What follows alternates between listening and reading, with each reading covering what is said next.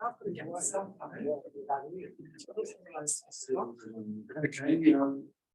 kick off now. My cell phone says 4 o'clock. Welcome to the meeting. Deputy Chair Graham is going to cut it. So I'll say, Ori oho, mori tu, ori ora, kia tātou, uri pākie. Right, we have 3 speakers at the public forum. And the audience are up here and start to pull November this point time onwards. Yeah.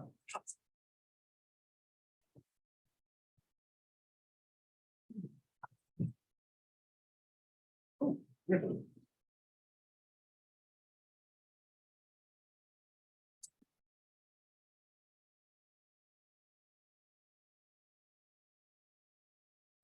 Right, well, around that particularly over here, 5 minutes is in to come go.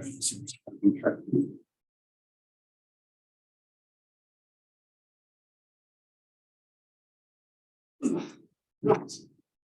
I'll speak really quickly. So, speaking on behalf of our team of Motueka, basically the main issue is traffic management. We have historically used Fulton Hogan for the Christmas parade, which has cost £2,500. This year, Fulton Hogan didn't do it, they were short-staffed. And also, rules have changed and they have to be strictly adhered to. So we went down as 9,000 was the cost for closing the road for 3 hours. We managed to get it down to 7, still absolutely ridiculous. We've got to bring the lights and the flags down. As you can see, they're very long overdue. We can't have a generic traffic management plan. We have to have a specific traffic management plan. Hence the delay. Not sure what the cost is yet, but I'm guessing it's in thousands, 3,000. So really, it's getting a bit out of hand. We are being proactive with flags. We're waiting for a grant for the flag track system, police system, so we don't need traffic management for that. We have got sponsorship for new lights which have arrived. We literally can't put them up because we can't afford the traffic management costs. NES basically sponsored £20,000 and it's in the past. So that's unfortunate. I have spoken to Wilson's and Fulton Hogan and Downers, and they said apparently in the past we've got away with it. These rules aren't new, and we should have been abiding by them in the past, but there you go. Things. But workers are being very strict about it. So that's we just feel really strongly that our community is really going to suffer. And the other point in the right time, the other issue is the businesses on the east side of High Street. They're having quite a lot of issues with damages to their business frontages. Because of the camper of the road, as we know, and then you get a camper van comes and they park, they don't know the size of the vehicle, and they're breaking all down. In some cases, actually removing the signage completely and falling on the floor. One shop quite far away from us had his sign damaged 4 times this last summer. But then he's not the only one. There are other businesses. I guess they're asking if something can be done with regards to can we put some signage up to deter larger vehicles, as in camper vans parking on the east side. The veranda is different on the west side, so it juts in more, so it's not quite right. We've got traffic Whitwells, we've got pictures, we've got Volkswagens. It's a bit of a cloudy area with regards to what's TBC and what's Wakatahi. Well, I guess with that one, I'm looking for guidance of can we do something about it? Where do we start? Because it is getting quite serious. Just a question. Can we talk to Larry too? No, from the bike shop. I believe he's. Stand street. Okay. Not the question. No. Yeah. I have got literally just before I came here, I got the traffic management plan from Wilson's, taking the lights and flags down. Literally like 10 minutes before the meeting. So I have got some copies here if you want to look at them. Basically, we've got the bucket truck from Bill Ashton, but now we need 2 pilot vehicles and a spotter for the intersections, making sure people cross the road without getting run over. I've emailed David McPherson because I saw him the other day after one of our workshops. He was going to find out.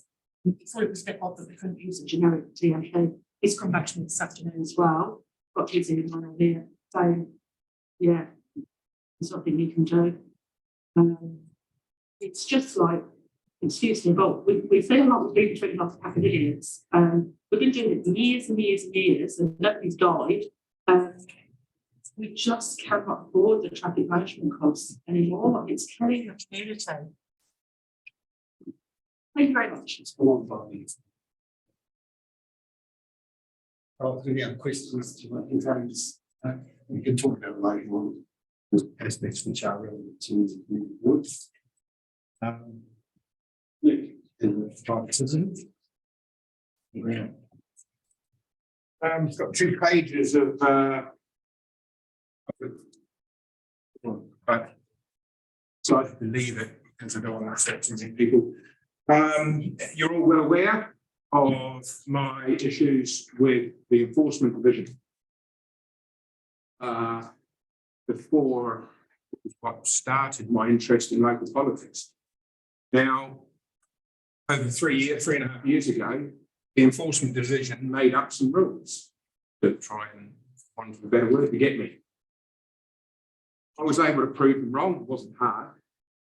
And the result of this was the Ombudsman and the CEO and senior management apologising and giving certain assurances that it would not happen again. This was given both written and verbally in a meeting with the CEO and the head of building assurance.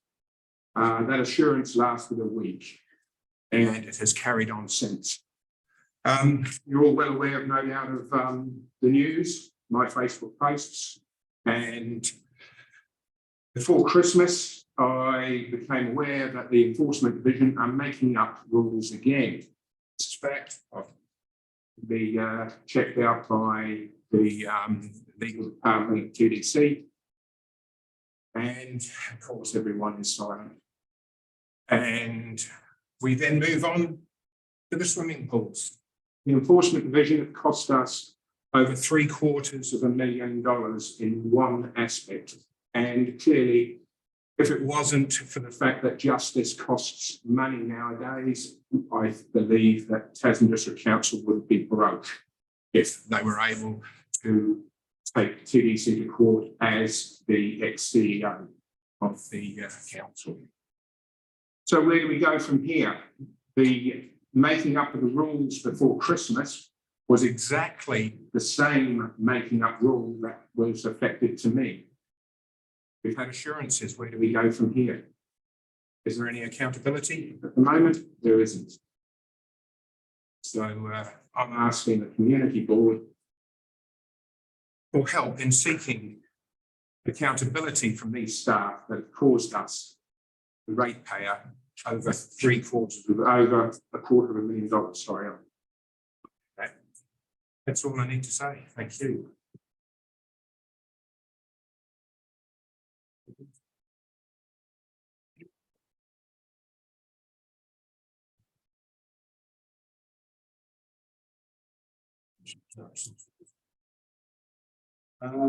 Okay.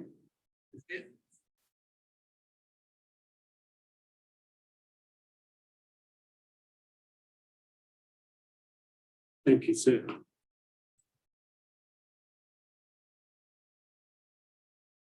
I'm here to talk about the importance of being truthful.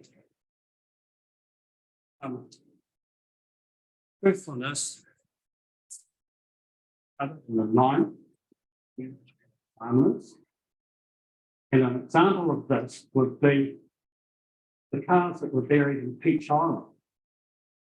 When we made inquiries about these cars, we were told we're not aware of it. Then it was said by a staff member that was a fantasy being developed by Ray Harry and Brett Stevens.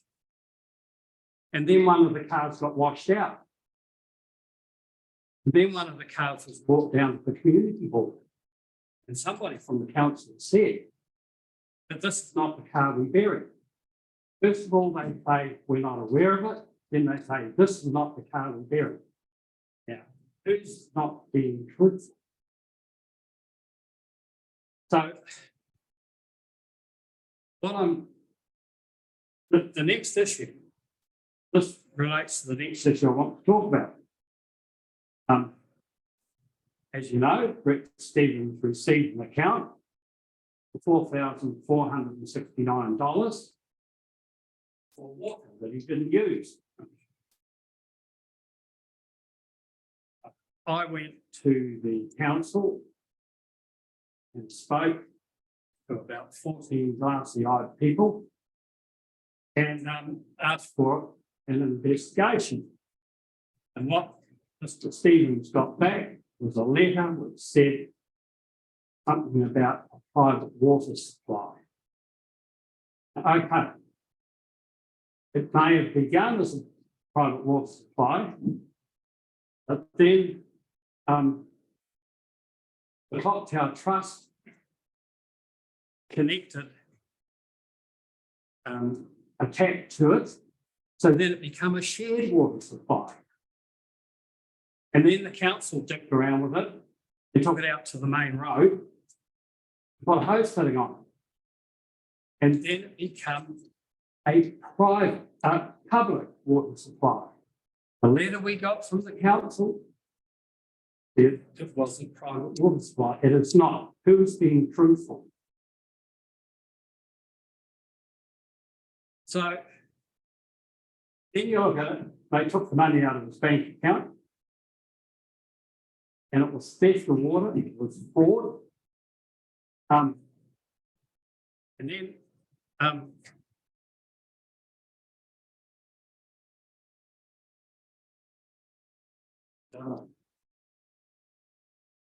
so in the end, what happens is the council is a corporate. Now, in under corporate law, fraud voids any contract. When Mr. Stevens signed whatever it is he signed, connect to the council's water supply, that become a contract. By committing fraud, the council voids that contract. And I will be advising Stevens about his options. Thank you. Oh my God. Okay, that's the, we do have, policy from the youth council, hopefully.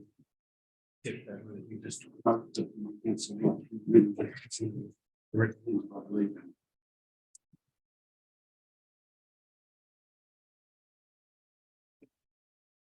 So the declaration of interest is being clear.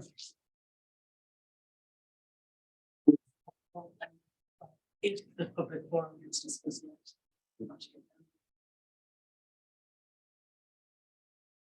Mine is the cleaner kids to just being around the money center. Well, they're just being around. So it's actually cover high for the being that my wife and yeah. Nice to see you, mate, Mr. Gooey. I don't like that. Thank you. All right, the minutes of the previous meeting, also the minutes of the confidential meeting held after it. Both of those need to be confirmed. Any questions or any comments from anyone? Minutes?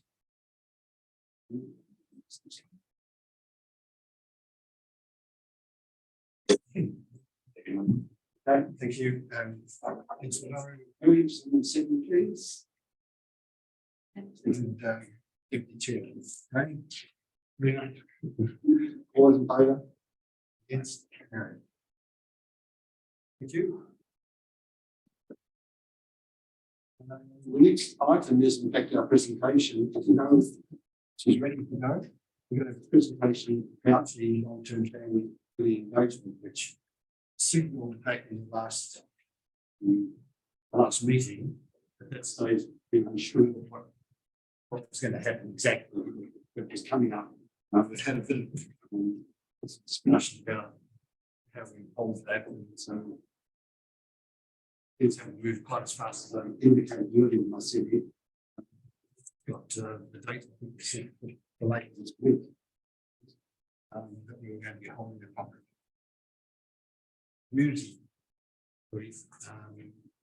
We're ready for it yet, but Amy Smith from the another half hour. She's not here, so we'll hold that one for until she lets you know when she's ready. So we'll zoom on. We'll move on quickly to the.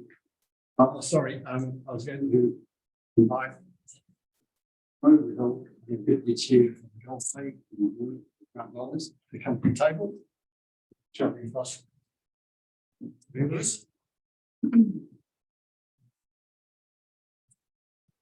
And we find applications. We do have two there. More. So here's for the clean up kids. And do we have a written? Okay, did you? That's in case you've got any questions to ask, we don't have to. Does anyone have any questions about the application? Invite you and Joanna again. Sorry, anyone got any questions about this application? Although the organisation is outside our ward, the project is for directly for people inside our ward. We can have to sort out later whether this should go and put in B, which is for youth, or category A, which is for general.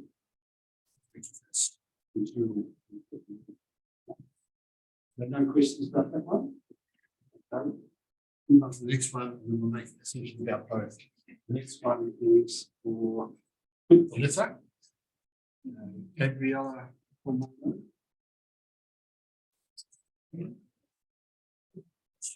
Yes, I won't be up to you, but you go.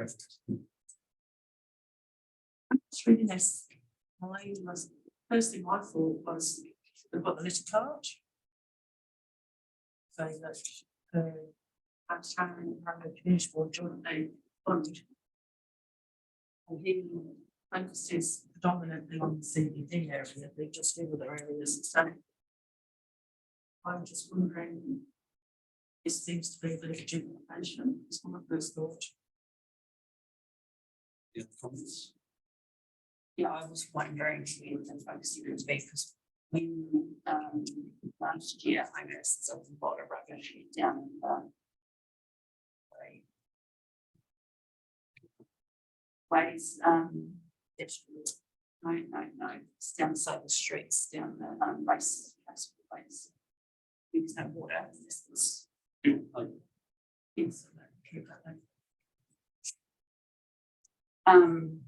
And that's what I was thinking that we might target those areas because they would get a lot of rubbish from one. But it's on the outskirts. So.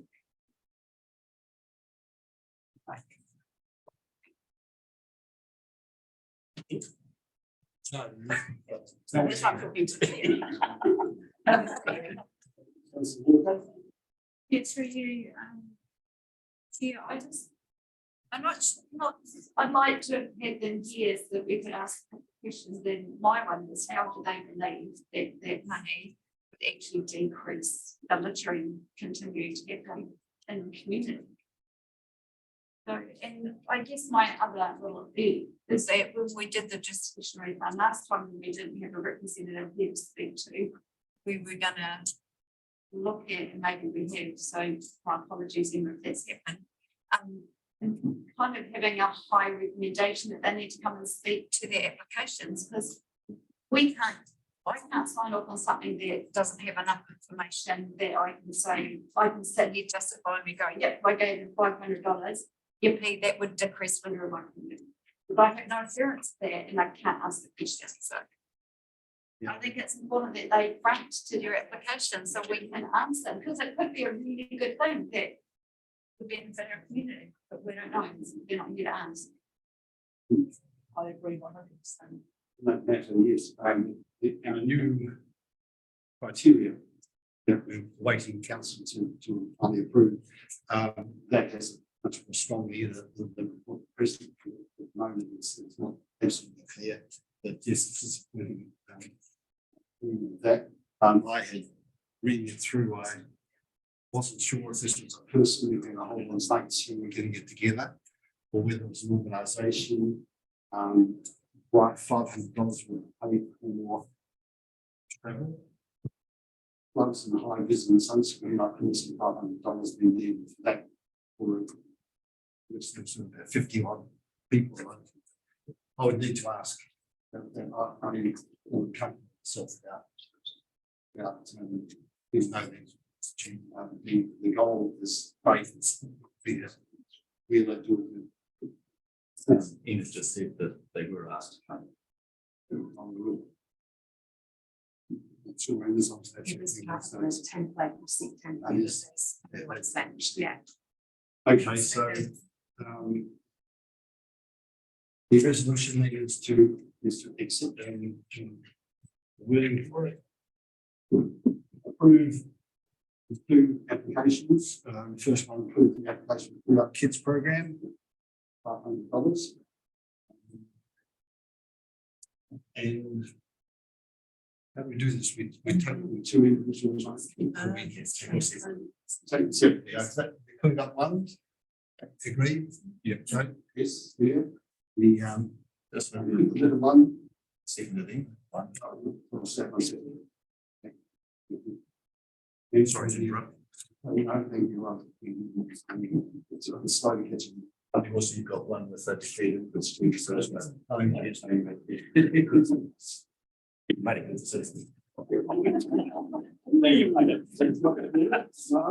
No, I should have pointed out at the start. This is recorded. This whole public look on the HR later.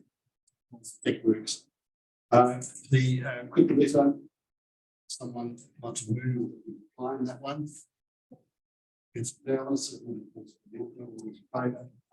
It's carried. Okay, so. Yep.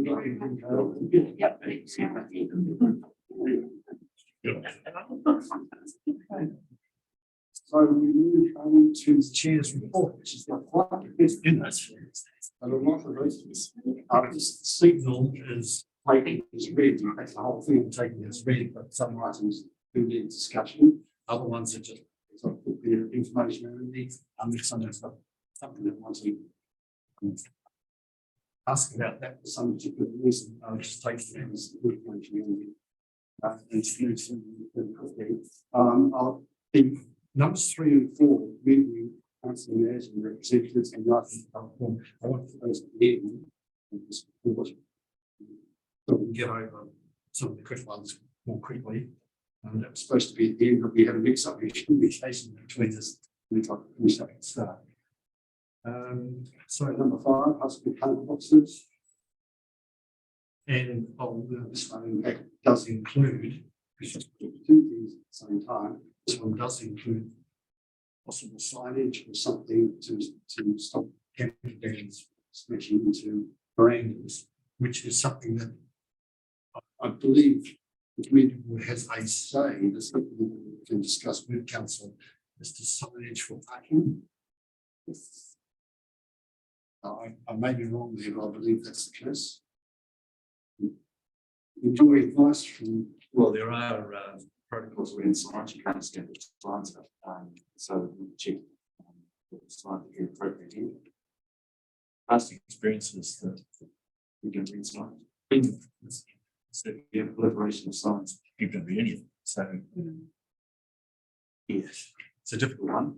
Other than perhaps contacting Motueka and so yes, to remind people when they on the way with the camera on the roads to be wary when they pull into car parking places. Most of those who have camper vans or carriers will probably be where they're heading. So putting signs up, can I say, peace of conscience, I'm not sure it'll achieve. Yes, it's sort of sad, isn't it? These problems are creeping up and really quite past the sort of all this and maybe take it the next step further.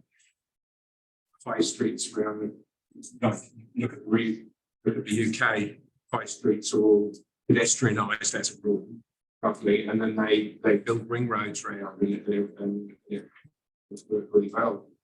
Now getting the state highway, we're getting more and more problems. But yeah, I think most camper vans are either rentals or motorhome associations.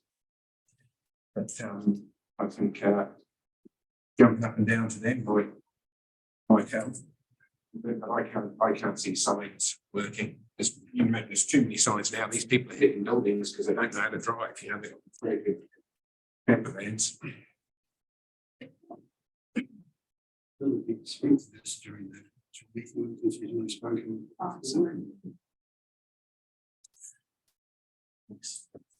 We've already said the parking swing. You're taking it from it. Yes, well. Yeah, when I was in Taronga the other weekend, and then we went down to a mall and around and there they had like camper vans. Actually, no camper vans could park there. So if you're doing something like that out here, the centre line out of too long, you know, the cars park nose to nose, you would have to actually have just designated parking bays for camper vans, which would lose some parks for cars. It seems to be a thing for kids. Yeah. Yeah, we've got parking out here, we can things out here. And advertise Motueka and association, whatever you want. We liaison with them just recently for Brent, over not for any place, if they seem to be working with us, looking legit.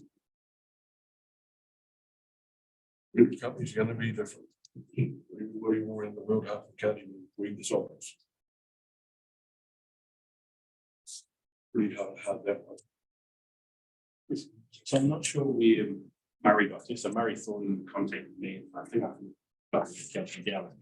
So he has got a brand new Suzuki style container because it's twice the one that's been there.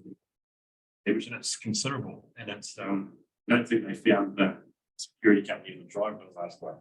So it's a huge cost. I don't know where he's got to, but the advice was clearly was like Kotahi, where the people were anything that campus. So it's when they redid that gradient, that obviously leads in there. So it was an issue for him as well. So I've got to the last couple of weeks to see how it's getting on. One day. I think we've done hence so much that you've got a little bit of and take that away to. If it's something forward, could write to Kotahi this really highlight the issue instead of just leaving it for one of the business owners to do. Yeah, I think it's a pretty good idea. Move that. We need a resolution, this is an action, just action. I appreciate that someone would, the system of drafting. It's just you can't. I'm with you, drafting and signing it, thanks, right?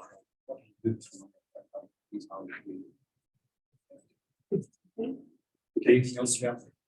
Yeah, I just go back to those plant boxes. I just trying to remember when the final thing came out. I probably got it being at home, but they did the plan for the revamp. I think the planter boxes are actually showing in the plan. We can go back and have a look. And we accepted it. Okay, thank you. I'm trying to bring it along.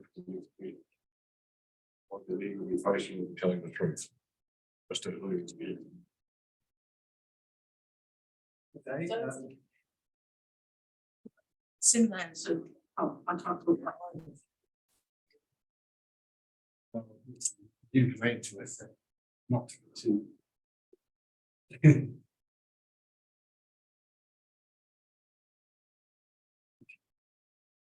think the nice view is more about what's the location of the condition. Yeah, that's the issue. So through Mr. Chair, I'm beginning to find out what Barry's talking about their plan. So a plan could be about the location of them, but what was the operation going beyond to what was being put there? Like whose responsibility is to maintain them and keep them and. It's one thing to have them delivered. There's a capital cost to have them delivered, or they were got lifted or co-owned or whatever, but who's responsible for maintaining them and making sure that they're adequate and still fit the purpose?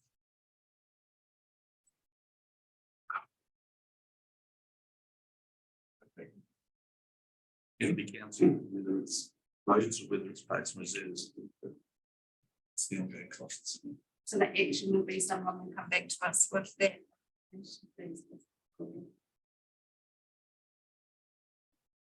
And the other point that I'd like to discuss is 1.6 around the dogs. The dogs don't read signs. Just like motorhomes aren't going to read a sign about whether they can park on the side of the road or not. So I think it's incredibly sad that there is a fatality with a dog on our main street. But I don't believe sadly that signage would have stopped that incident from happening or future incidents happening on my street. It's a sad reality of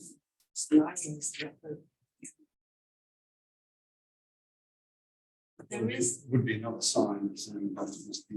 what is it there, am I right in saying that there's a bylaw that says in a CUG area, dogs have to be on a leash? And that's the question that Adrian happens. Is that- Maybe the dogs might have this.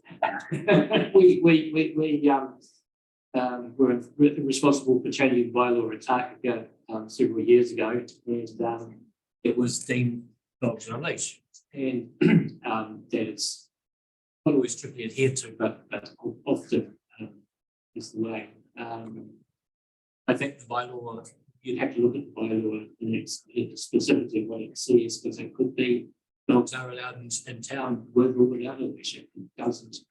It didn't specify on what the bylaw says. There's what these would like to check things there. The other things about dogs. I should email Adrian Humphries and refer him to section 6 of your report. See if he had any comments. See if you obviously he hasn't.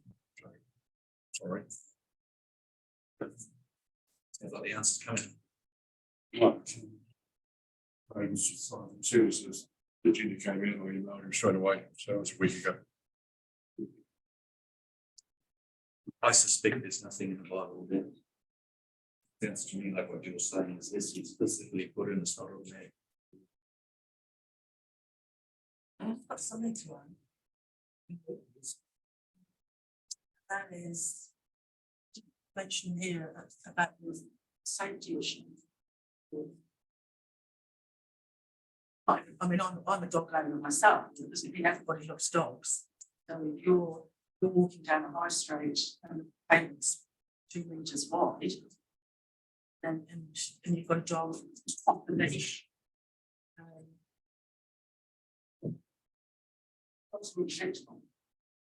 You're on a beach and the dog's off the leash, you've got buildings of area, we're joining on footpaths and the dogs off the land. And surely there's a safety issue with pedestrians. Okay, well, As well as we making- take a question out, that's what bylaw is, and if it's not, we can debate, change them if we find it's an issue that you want to raise. Wanting community engagement, I think we've been heard depth from Amy, you know, so we'll wait for the presentation, that doesn't cover anything I said, I wrote that for you that you want to do a presentation. Facility status update. I went to the operations committee meeting. And attachment 2, we've got there, it shows what's going on in parks and museums. In our board, no. Current information, board's meeting information only, we'll there and that's what we report on. Board's business is this thing that's going in news lines. We've seen the one 2 weeks ago to be related. And in a rush because we had so much what's going on, I wrote one on deadline day, which was 2 weeks ago, which is hopefully simply controversial. If in terms of future ones, we have said before when we talked about public communication, the workshop we had, that we could share that now, or at least if I get to see it, make comments or suggestions. Someone else said we might run. So then, you got to do it in 2 weeks' time, though. It's well ahead of time. Deadline 2 weeks from publication date. I would next time I will review the right thing beforehand, unless someone wants to take responsibility and write the next one to the end of next week. It's something that's controversial, I guess. Just saying what's going on. We're up to it. I was thinking that the next one would most likely best be about the long-term engagement. So the long-term plan and early engagement activities. Taking at least we'll know the date is for our meeting and what that following what I that was what I was thinking about. So this time, what was to give now, you guys before and in case of something not ready to change. We were just given a list of who's going to be doing which weeks or which months and of our board. And so we were just allocated, this is your date, this is your date, this is your date, and we're all going to be doing it. Just so, you know, it then is standard that you do it. And it's good to introduce some of our new members too. Meeting we had about the communications with public relations. We did sort of decide that we go through the next year. I with other people to suggest It's still the case. We're still going through the chair. I won't be discussed now, but if any of you, actually, I think this should be said with Colin May as well. Should be the 4 elected community board members rather than 3 councillors who have their own forms in to be which you decided wasn't it? It's the 4 elected community members. Justice. Then you contact me if you want to write money for the next one. Yeah. But we'll be through the chair.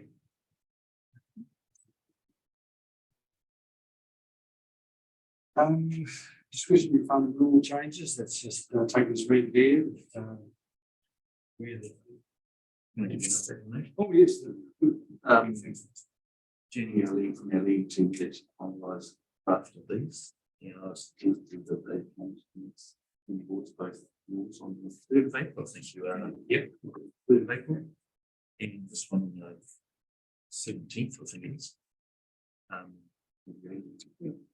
And the aim for you having a look at modifications of each council consent vote, which is the end of the month.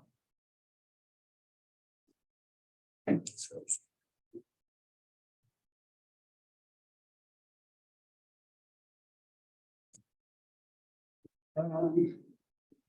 okay.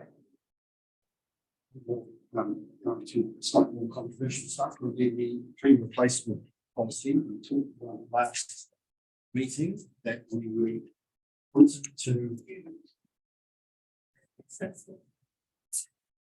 We wanted to discuss whether we have a tree replacement policy. The work that Steve Manners did. You would go back into old records or any sign of an actual policy. I think it's coming back with the policy. There is no policy at the moment, basically. And it's up to us as to make it. And I'll open that to. I think we should. I think we should, for every tree gets knocked down, we should replace it. It's what you should do nowadays. You know? We spent years knocking down trees all over the region. We need them.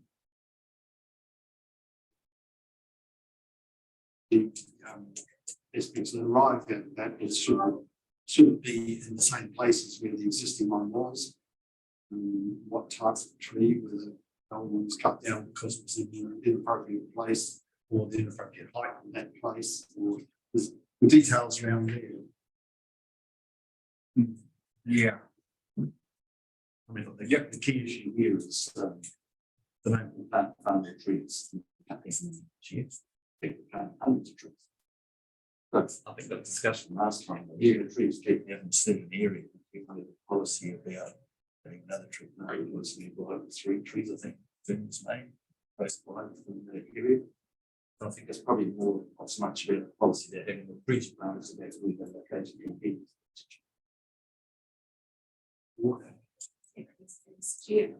Thank you, Sam. For me, it's that the trees that have been removed are trees that have grown. So these substantial trees, they may be in the wrong place and they may be a wrong breed or it's fine. Or unsafe. Or unsafe. At the end of the day, they're established trees. So when we say flippantly that council plants lots of trees, we aren't replacing like for like. So what I gain back from my carbon footprint when I remove a big tree is not going to be replaced by 3 tiny little trees in the very near future. So I think sometimes when we talk about councils forever replanting, and we do a great job of planting trees, but we are not replacing something of significance to my environment by planting one little tree somewhere else. So I think when I'm really keen to get a policy written, but I think it's appropriate that that policy looks at what we're replacing and why and where.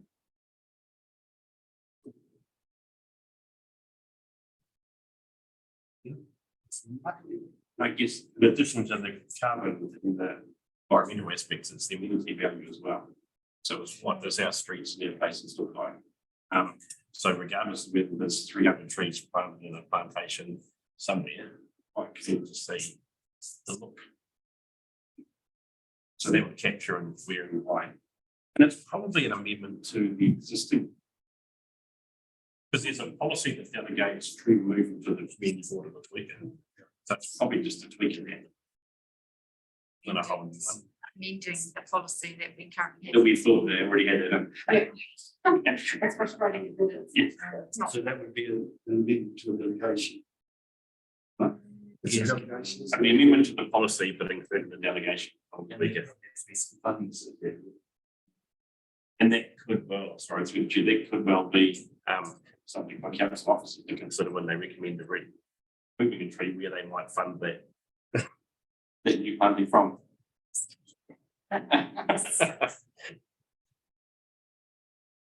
Yes, that's a good idea. Could create a sort of a bit of a nightmare of administration on every one of these funding work.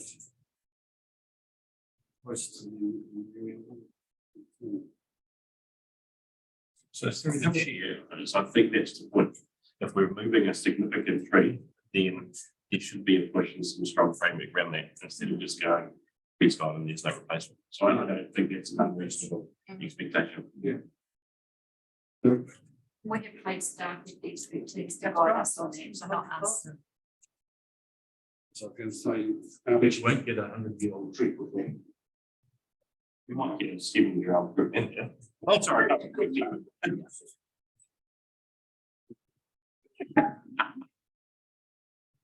You didn't open the age thing. Sorry. what's sort of advice is saying what steps we should take? I think it's be a steer here. I think Rich, did Holly give us some sort of area of the victims?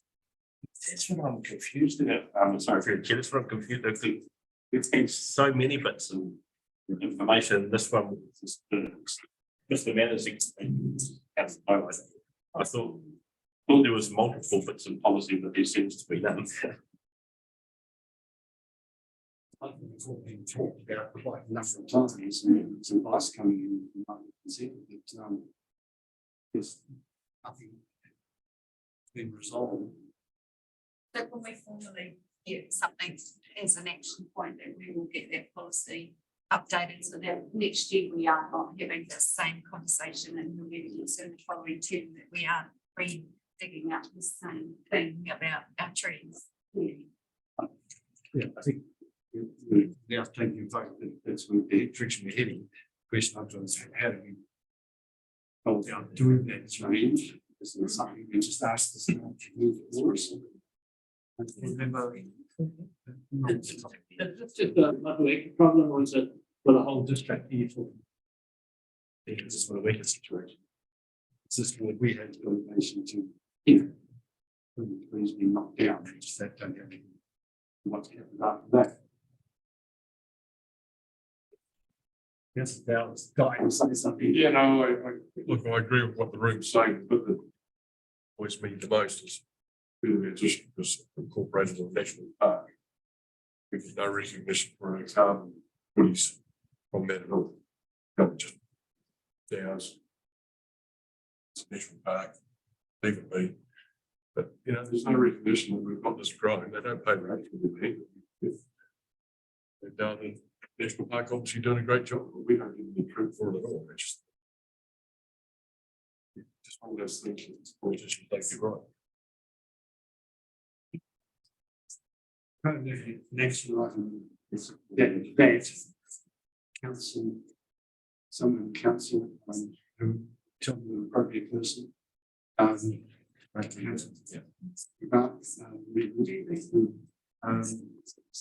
Advise us on how to go about changing and setting up a policy. Now I go one step further than that, and we can advise you what policy could be. Right. Okay. It's not that process, they're confident with. So connecting action item with the news. Thank you very much. I appreciate that. Councillor Walker, appreciate it.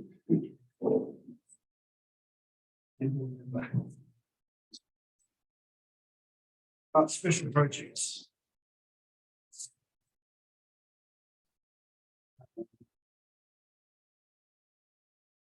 My comments there on taking this read. Really what this point is going here with the final 12 items that are in appendix. Appendix, which number is it? Attachment 3. I've written there the 12 that really won. And with an explanation about a few of those that will take to read this. Unless someone's got a very, very strong good reason why we should do one that has been agreed amongst us. We need to put this going quickly. Something the Guardian next week's meeting. And Council Murray. So I haven't got anything in terms of your list, but there may be 1.5 of the project you might find off of external funding. So with that, I distributed that list. Would have been in the email. Yeah, so I'll end with the list, but just so you know, there may be an offer from an external funder to help with 1.5 of those. When you're getting close to your list. Just, yeah, also, I can speak to the landowner regarding the, was it Jane? About the overhanging trees. I can't remember it. And he was quite good, and he said there's a contractor on site, the president in there from Wewell yet, so we decided to bring that project forward. And talk to the contractor and hopefully we can work forward, obviously. It's like we pay, it's every pay. Most likely it's how I think.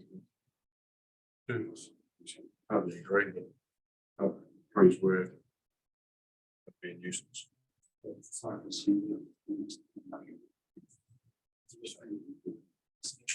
Just for a point of view, I mean, point of clarification on K, right, Sandy Bay, Maraho residents, ratepayers. How have we dealt with that before? Because I do have a foggy brain and some stuff going on, but I don't think I've gone out and had to vote on whether Maraho got their money or not in special projects through my community engagement, voting one to whatever project. So has that previously been the way that Maraho secured their funding? So through the chair, it's always been listed as being so that one of the first one I had was about $10,000. We haven't carried out. They'll just add it to the list because it is the Motueka special list, special projects. But yes, when we've had an agreement through ex-councillor, we will just cover the amount of it. And always, okay. I wasn't the only one that has ever been included in the list of the Littercart contribution.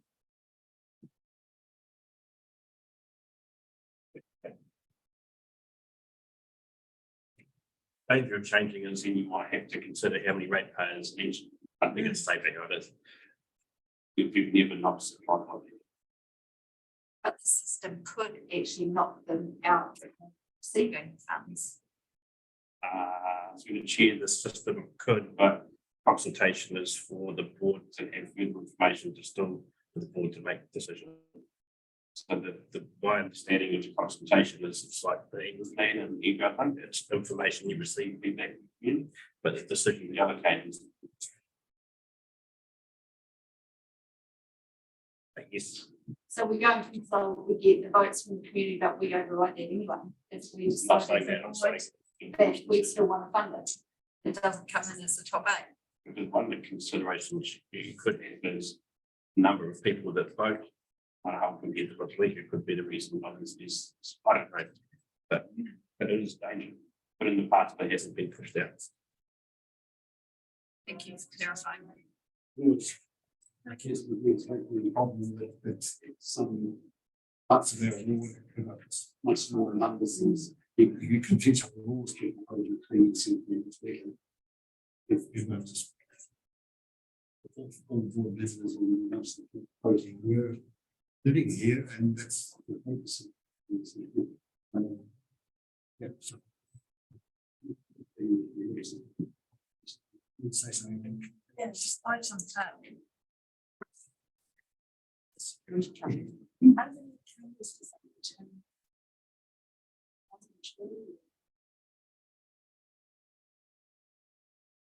Oh, yes, I was thinking around. Yeah, that'd be good.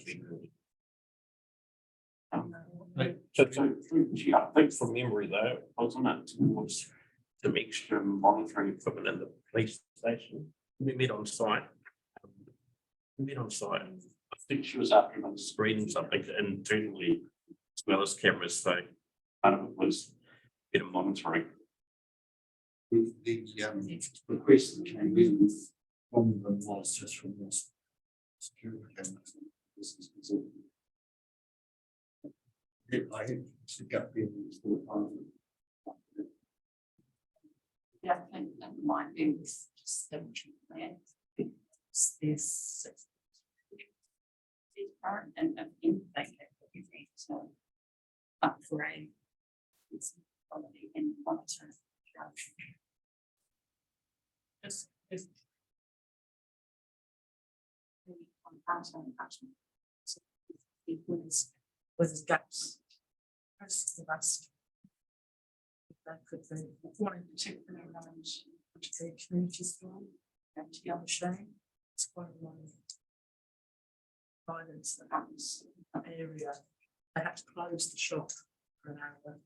So I guess liaising with the police as well with the locations, but kind of managing the gap. you just start getting into each of these projects and saying, cover Well, this it's as just well. a simple question is how much are they to know how many cameras are looking? If they're 2,000, they're all going to cameras, they'll get fined.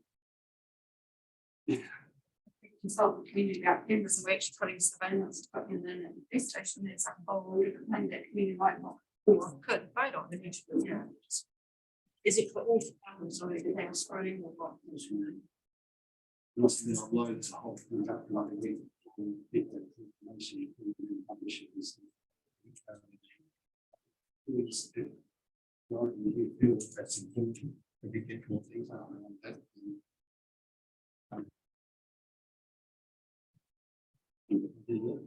It's council walk around the lane, his name of the police station.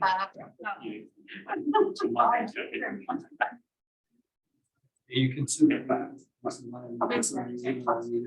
No, I think I supported you an email this year. Yeah, what you did. Could you please? No, there was an email on 18th of February. Please, we could do with money for more CCTV cameras. We recently have been in some number of people running down High Street, tearing down flower baskets, CCTV cameras, not companies. Just needed to get some cameras needed near, name them 1, 2, 3, 5 spots. This sort of behavior with rituals like the last 2 instances get named out. And digital cameras and names 5 spots. That's what she's specifically. And it's an email that I told her to bring At the station, you're doing was. it was about them here. Yes, Yes. sorry. So the email is definitely about cameras and specific spots. Better again. Thank you for that.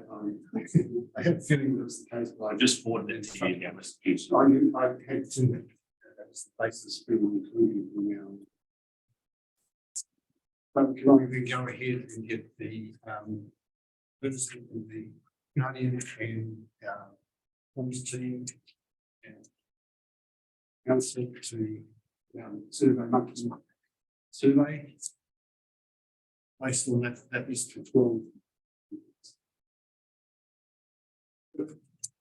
Well, just ask the end decision, the end, I mean, this is everyone's going to go, yeah, we want this, and it's still coming to us for the final decision, is that correct? Or are we just gonna? It does come to us, you know, the last, it's a human, and over there, remember the times when, in the past, there have been changes made in the last, voting is in, investments in the.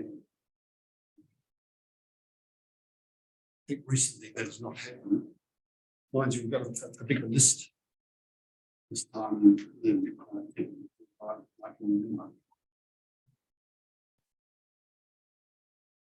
It would be feasible that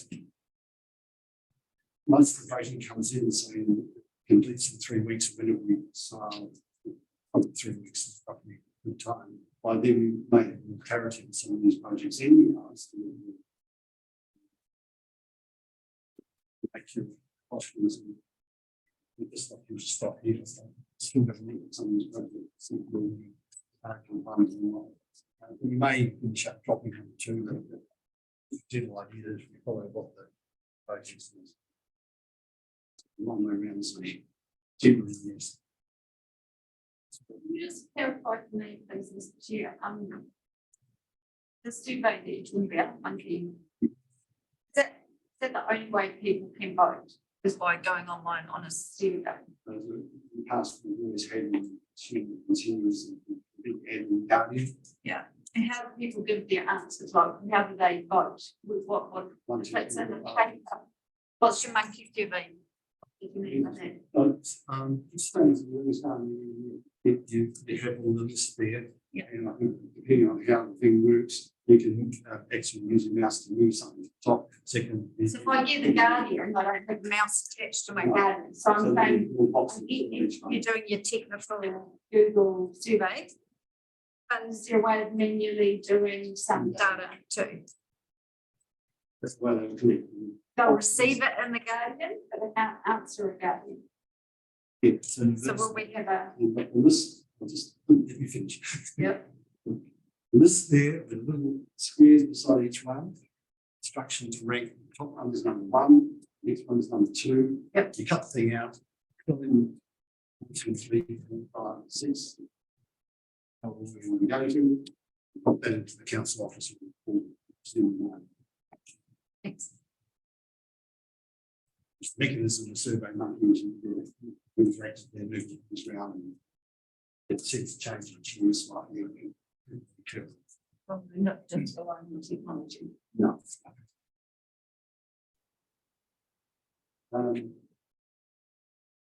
Okay, we need to have a resolution on that. We'll just go ahead. Just go ahead. It should be to get the. Now, we've got 8 years online now. We go back to the presentation that we start with, at the start about the management long-term plan. So, hello, Amy, can you hear us? I can. Can you hear me all right? Yes, we hear you. Let me just share a screen with you.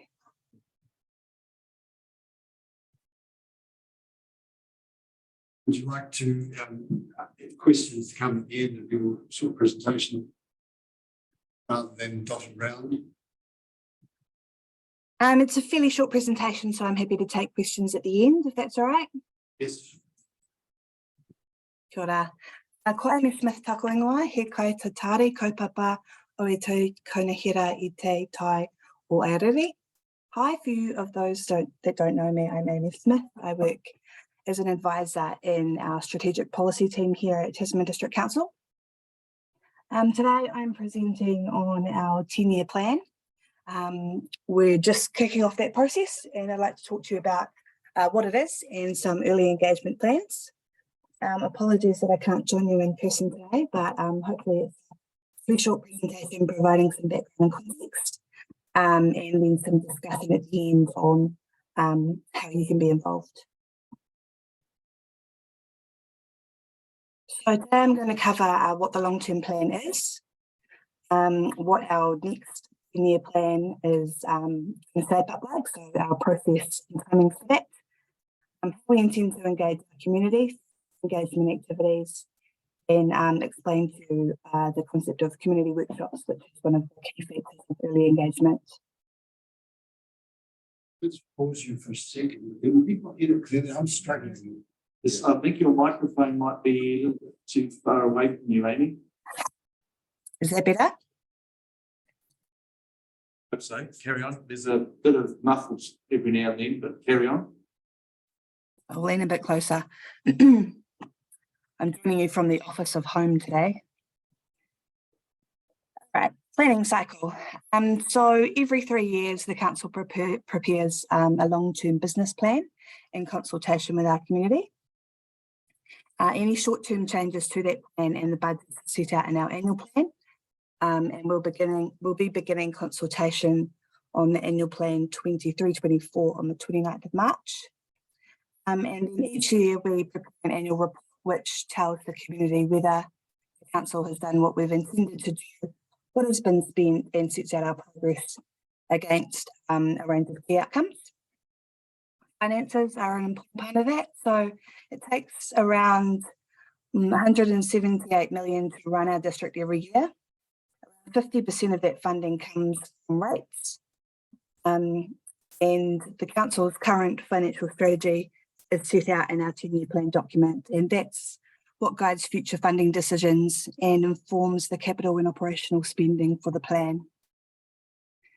So in 2022-23, council increased rates income above its self-imposed limit because of uncontrollable cost pressures, and it's likely that we'll need to do the same for 23-24. And over the next few years, levels are predicted to be very near the council's self-imposed limits.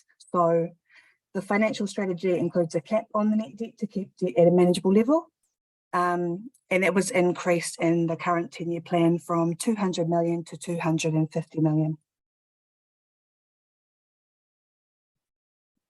What is our long-term plan? We're required to prepare it by the Local Government Act, and it sets out our strategic priorities and the services and projects that we plan to provide and deliver, how much that will cost and how we intend to fund that.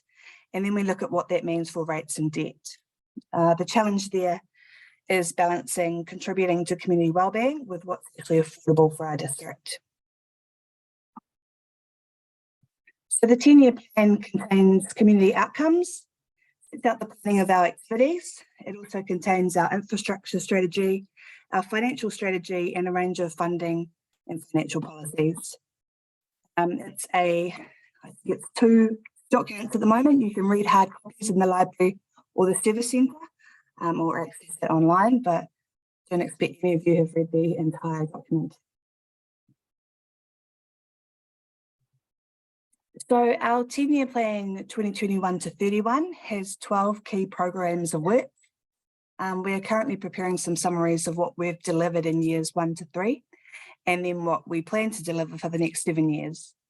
The caveat there is that programs 10, 11 and 12 there, which are around water supply, quality and security, stormwater networks and wastewater networks. They're assumed to be going to the new Three Waters entity from 1 July 2024. So there won't be a lot of detail shared around what our plans are for those programs.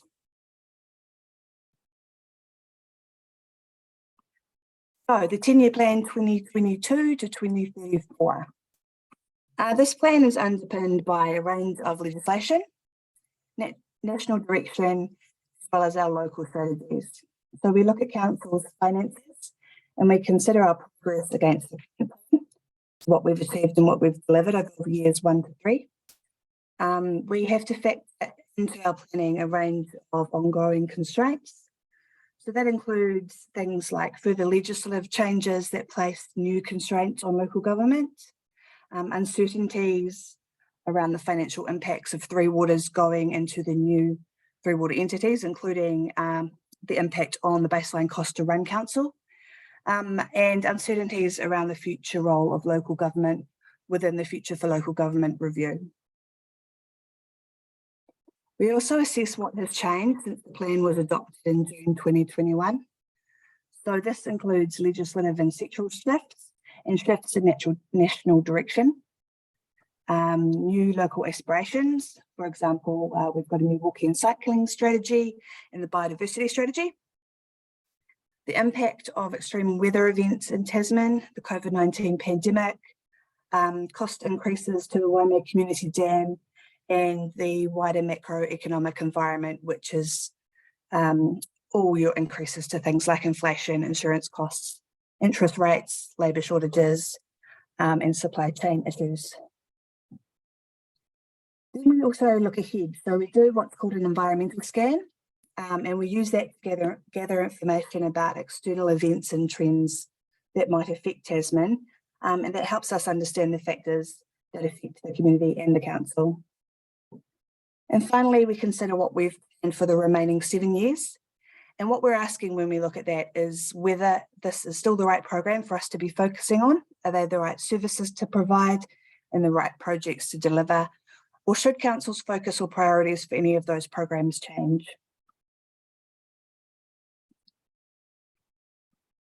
So it's a long process. Here's the steps that we'll take to shape our next plan.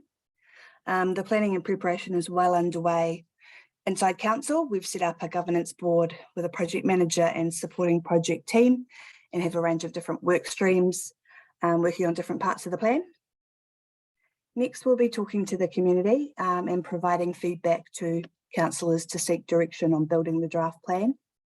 And this will include working out what we want to deliver and how much it'll cost, and then how it will be funded and programmed over the 10 years. And finally, we prepare for formal consultation, and then the submissions help us to finalise the plan for adoption by the end of June next year.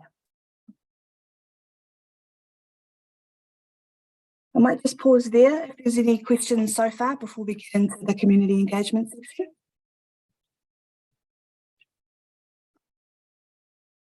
To say that we've all, I think, looking at faces, we've all struggled to hear some of the detail there. It was a little bit better, Amy, but there are times when you got muffled. I'm just wondering whether your camera might be using up some of the bandwidth, whether it'd be better if you went on the camera. I don't know. I can turn that off. All right, let's see if it helps. I don't think so. So the slides are pretty self-explanatory. You're not missing too much detail with my commentary, I think. So I'll keep going. The next section is around engaging our community. So this is a range of activities over March and April. The first step there was iwi engagement. So Leonie and Jenna have reached out to our iwi partners and they held a hui with the GMs to find out how they wanted to be involved in the process.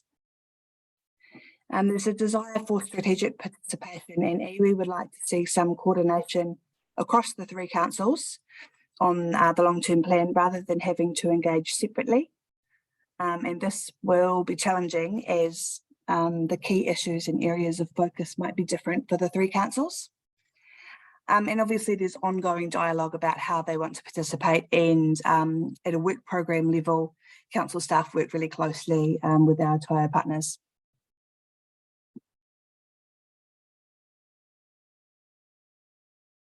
So the council has agreed to a set of objectives for early engagement covering what and how.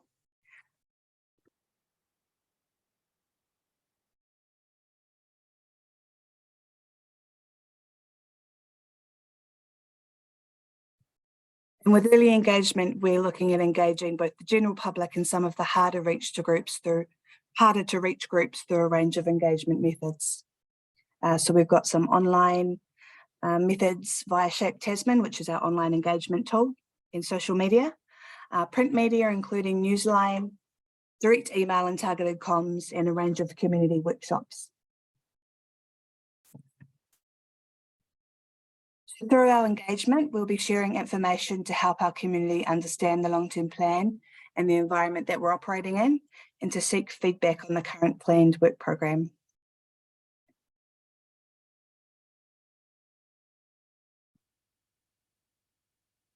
The community workshops. So the community workshops are an opportunity for local voices to influence council's focus for the next 3, 7 and 10 years, both for their own community and for the district. So these workshops are independently facilitated. They're going to be run by a man called Paul Jennings, who has done a lot of this work before. They're going to be invite-only workshops. We're hoping for a range of community leaders and active participants in the community to provide a good balance of voices from a range of sectors, organisations and businesses. The workshops are going to be hosted by community boards and local associations over the district, except in Richmond where we don't have one, so our councillors will lead that. And iwi have also been invited to co-host at Motueka and Golden Bay. The ward councillors are invited to their local sessions, and our ELT will be represented as well.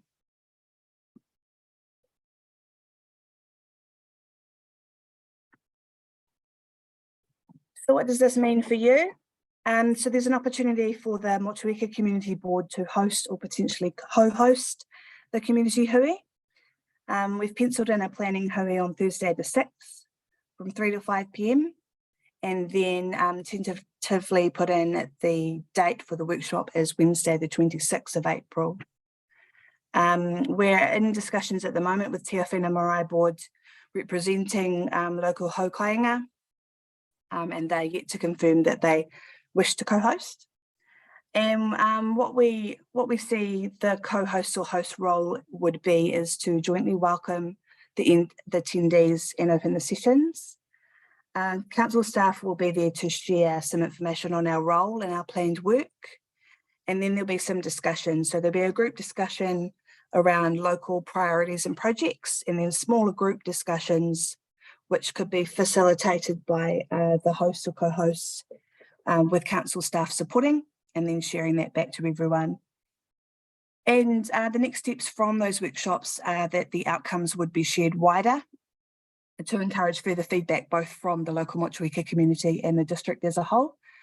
So as a bit of a double check that we've got a good list of local priorities for Motueka and big picture issues for the district as a whole. So that's the end of attempting to listen to me through the screen. I'll hand back over to David. You might want to talk to this. In terms of what we're doing, I guess that slide here shows the bulk of it. So we agreed on 2 meetings that we can be actively involved in. First one, envisaged as meaningful members, 7. I think it's saying it's roughly the same number from the Te Awhina Marae board. I think they've got a few more. 10. Yeah, but along with the independent facilitator and a few key council people. So in that meeting, that's the Thursday and 2nd, we would internally discuss what we see as our vision for the next 10 years, starting for the next long-term plan. And then at this stage, the Marae board haven't yet decided to certainly take part in that or not. If they don't, then it'll be us with the facilitator and some staff to go through our study. So I didn't know that. Then the community one, which we signalled last month to be taking place later this week. That's that one there, moved on by roughly a month. That's the one where the idea is we're inviting community leaders and those who are actively involved in issue matters to attend in here, aiming for around 25 to 30 people maybe. People are following on. People are following this chair. No, this is all, a lot of this, what we're talking about right now is working out this morning. But this, well, I'll finish up in the during the last few weeks, I had circulated a first part of the people that thought would be good to have there to get a good mixture, cover as many bases as possible. And 2 people on the board have contacted me back with adding more names to it, the suggestions. So at the moment, that's still just getting a large list of people. If they all turned up, it would us too much in this room. But one would expect them through 5 o'clock meeting that someone should be able to make it. Just hopefully we get a good mixture of people. That's what they do. We could spend probably a year trying to organise a meeting and everyone would come to it at the right time. And we didn't get to that. So that's the date chosen with London. So that list of invitees, once we confirm this, then we'll just go back again and send it around. And if anyone's got any further suggestions, then trying to. That's the goal. I guess that was my question, because when I got back to you to say, oh, have you thought about such and such, such and such? 9 times out of 10, you replied and said, yes, we've got the list, yes, we've got the list, but I don't know what the list is, so I just. No, I sent around the initial one, and since then, more have been added, rather than keep sending it around and giving things were changing. In terms of when then to this point, this we can do this, I'll send around that campus then and do it one longer time. Hopefully more people will take part in this time than just two. Then we'll go ahead with that meeting at just over a month's time, 5 weeks away, then we can get the invitations out in next week. On holiday the week after that anyhow, like still do it from remotely. Different degree on that and give an RSVP in 3 weeks beforehand, so we know either we'll know who's coming, or if too many people say, sorry, can't make it, we can then ask for some new reserve this to the night. But try and get it organised in the next couple of weeks. That's going to work out. Off the cup of that, we can say to them with variable and so on. Didn't leave it in the public. It's council. Yeah, it's really interesting. I just have a few concerns around when we state it's invite only.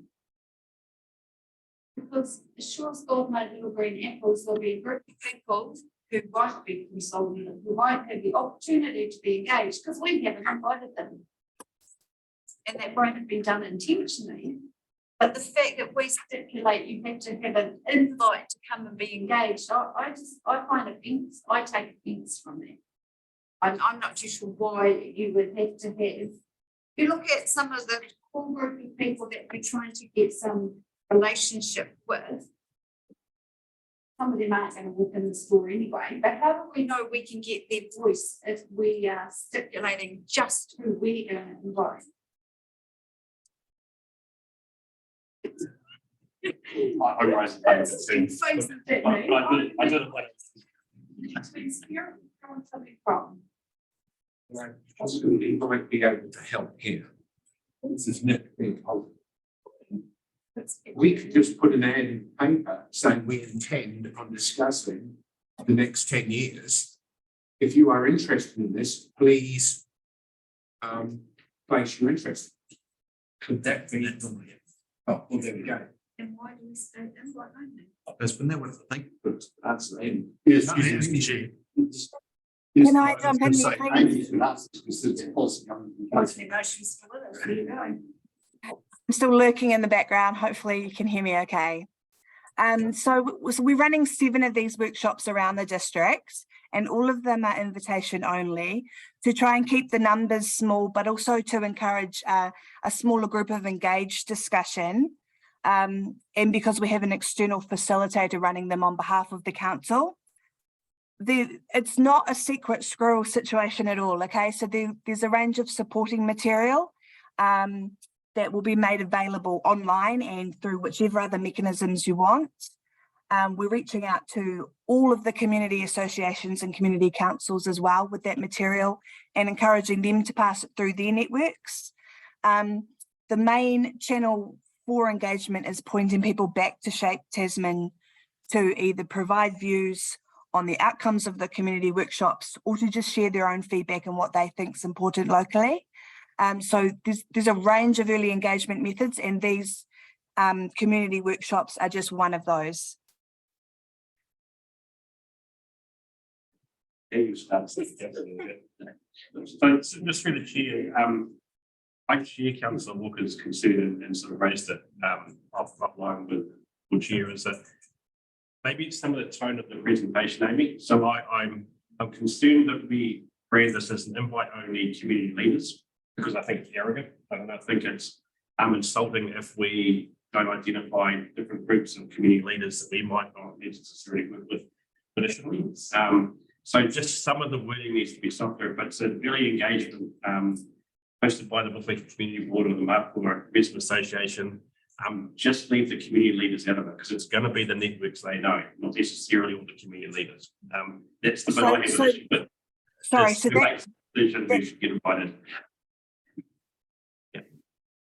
through this chair, that is guidance to prepare the invitation list.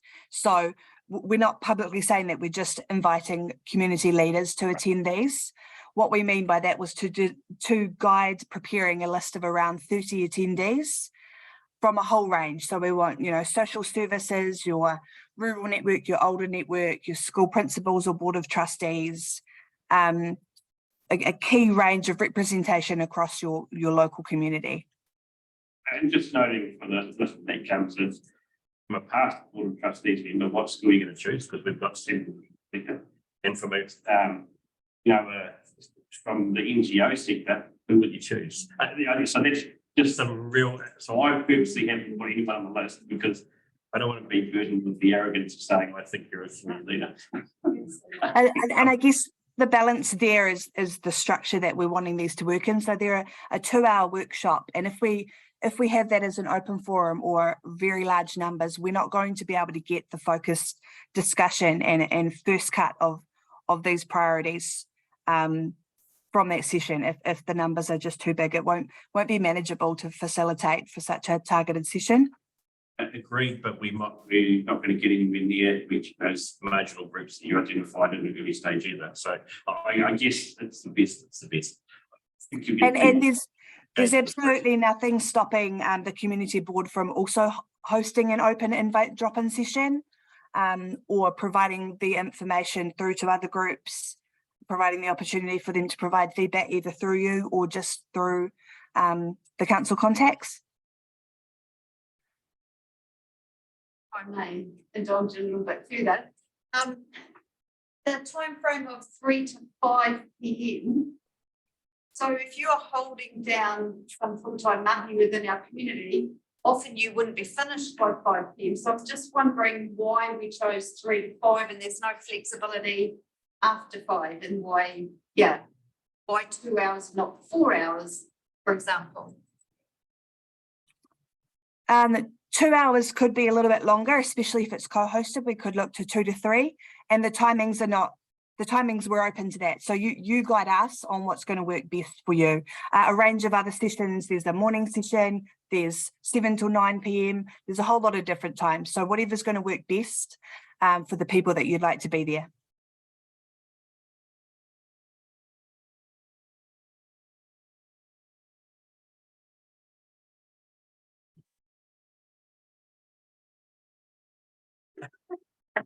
Well, I'm not saying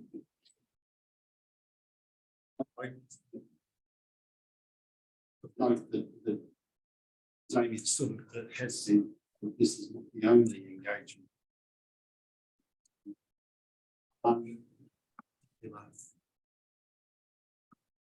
Meeting that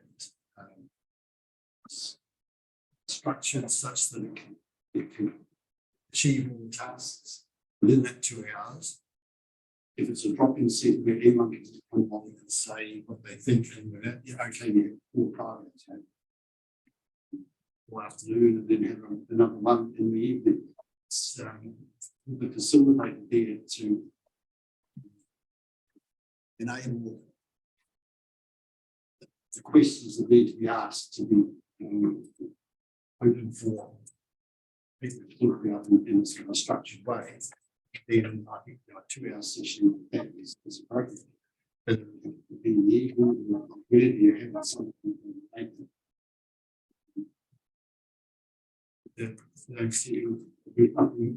nothing against whatsoever. When you're meeting a week later with some of the outcomes that came from this particular to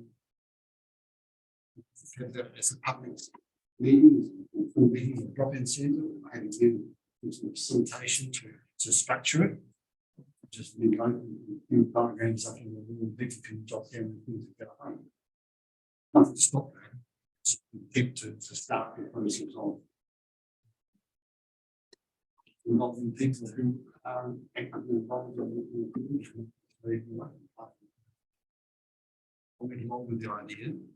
It's clear to the Amy is looking around the room, that there are not a great deal of happiness. Yet.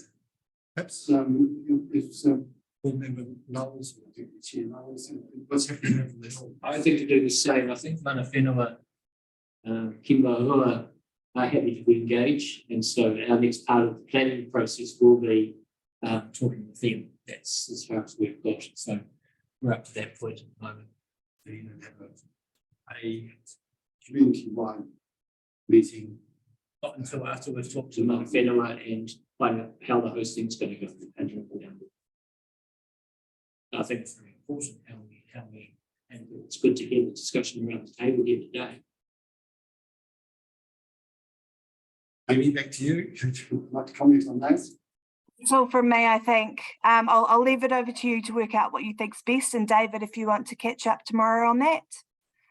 But we can definitely try and accommodate whatever you wish. But ideally, we'd like to keep a 2 to 3 hour invite only externally facilitated workshop slot. And we can look to support any other meetings that you'd like to host as well.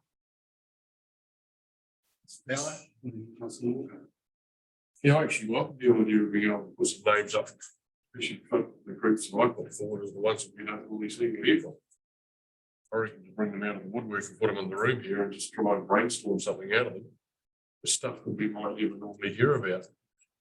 And just what we discussed in the community.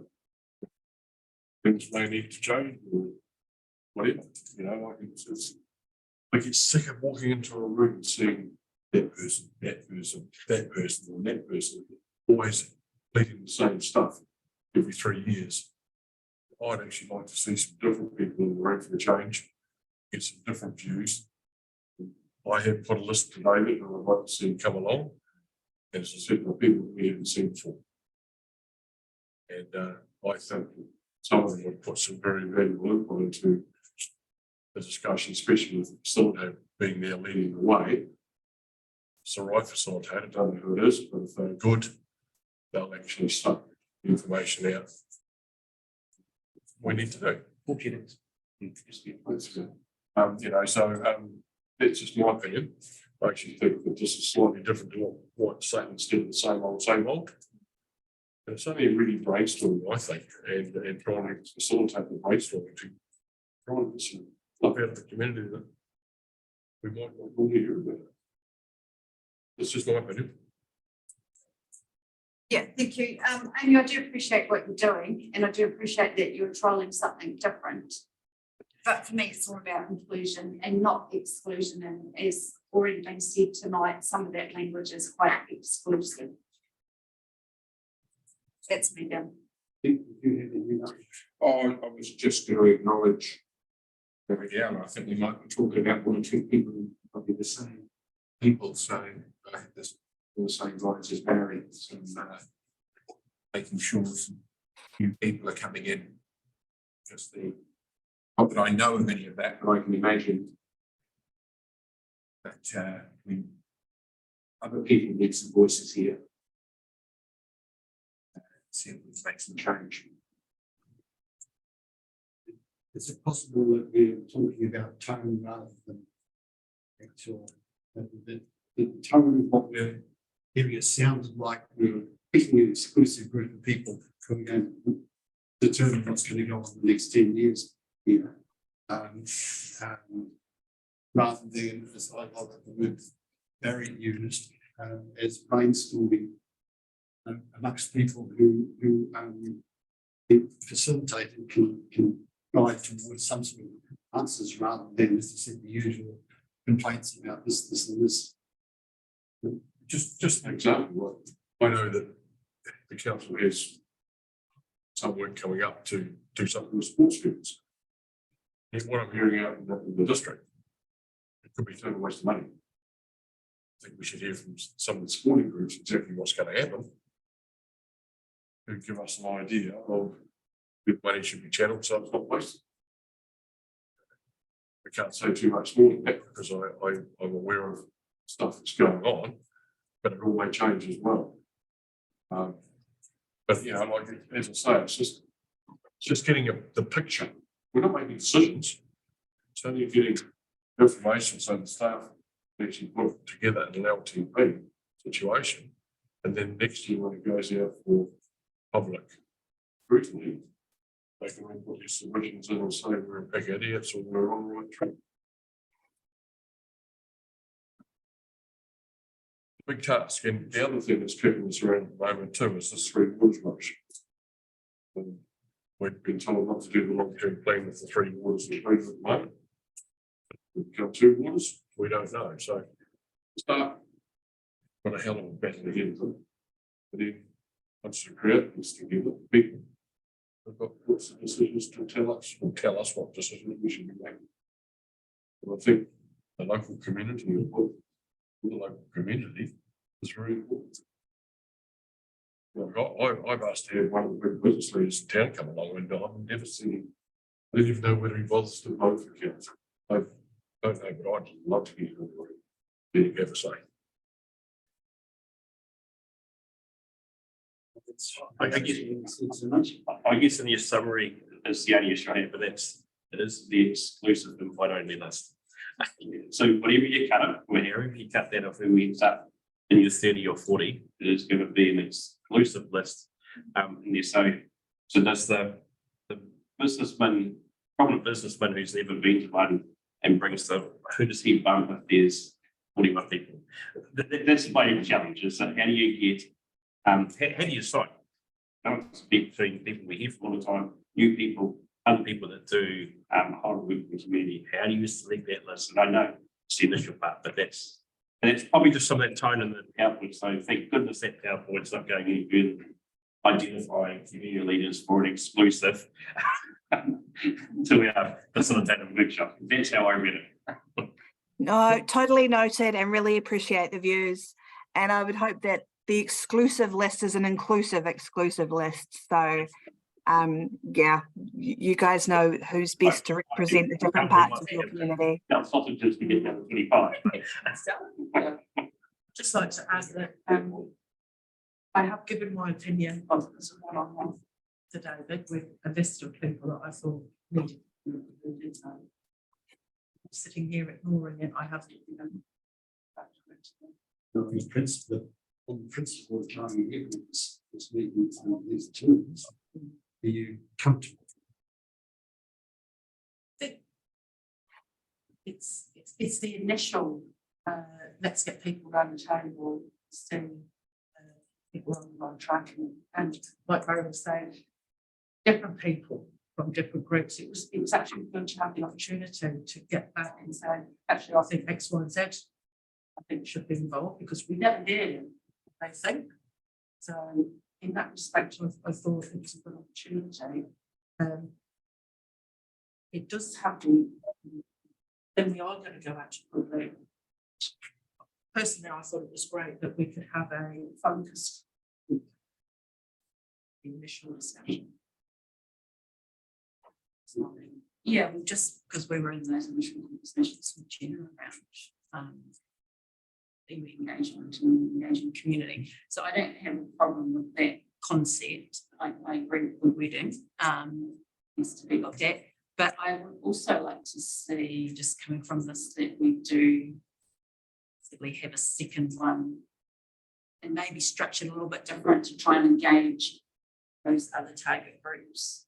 I don't know, from that meeting, we might be able to brainstorm ways of engaging them.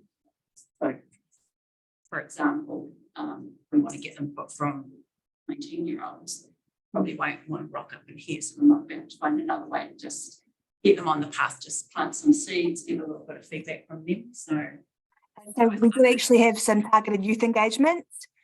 We've started with the Youth Council and we've got a series going out to the different high schools and Kura, the local Richmond Kura as well. So there will be some sessions for the teenagers hosted within the schools alongside another engagement project within council.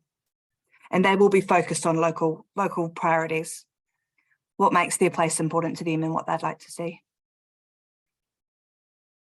I had the version from the build up towards this discussion that one of the outcomes from the invite to community hui would be for the people attending to consider ways in which they take that message or those thoughts up to other groups in the following week or 2 or 3. And the community will put in to facilitate those, so they can just do it themselves. And it will then sort of feedback into the council through this website. And be part of that process.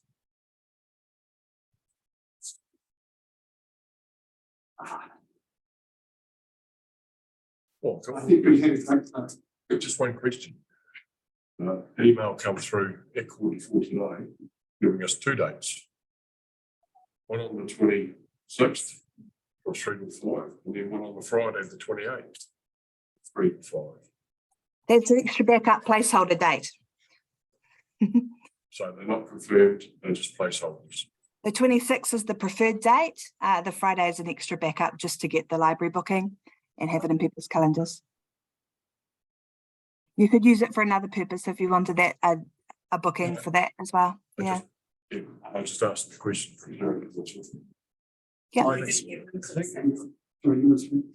placeholder. Further using slang. I thank everyone for a very good faith. Respectful and listening to each other. I think, Amy, we do go ahead with that timetable. And my part, I'll send around to board members what the invitation letter looks like. And I've worked with Amy on this up to this morning, and an updated list of people I think should be invited. This initial list and the extra ideas that came from people in the room. For further additions, just be aware that we get stuff 50 or 60 and they 2/3 turn out to 1% in that could turn into a non-focused.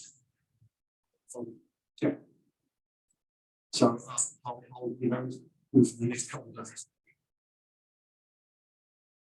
Perhaps you could think about how you'd like to contact and bring in if there's a longer list, how you'd like to involve the extra people in the conversation or in the process.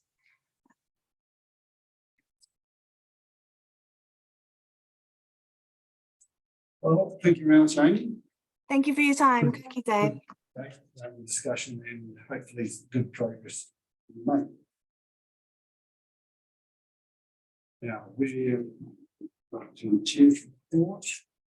Almost there. That's good. So the old library discussion, which has been any input on what happens next with the old library. We had the workshop and we on the situation. There's a report being drafted up and come back to you later. The 8th week. Thank you. Let's record the action. Or expenses budget. Oh, look, this is just taking this read there that there was that dropping rate amount extra that was in our budget. I assume it doesn't carry over. It was there for this particular year and not used. I'm wondering if we can legitimately use it for the end of the year on board expenses. One could be the version of the Guardian could be 2 weeks in a row instead of just one. One could be that it could be a half page and quarter page. We get to make it bigger. So they absorb really no money. Any other suggestions? Yeah. Was it training? Yes, more expenses which we try So we can plug that into PD. Yep. Yeah. if you would use it now. Right. for the AG. So through the chair, isn't the community board close to here? Not carry Check it out. Yeah. If it's in a special project. We'll do the others. See how many do. Honestly, I don't think that your expenses come out of your. Especially like, I think that only goes to special projects. It just comes out of you. That's not your thing. Any other comments, questions about item 15? Number 16, meetings with Ms. Mandy, it's saying I attended those 3 meetings. One, the third one mentioned there was the whole debate. We went over there and I found it very, very useful actually. In my chairing role, there's a few things I extracted from that we do here, and one of those that come up is the reports on the IDAs and ones. No question on that. Correspondence. There's some correspondence there. I mean, there are heaps of little correspondence. Many of them were ideas for special projects. So they were just came in like it was a huge list.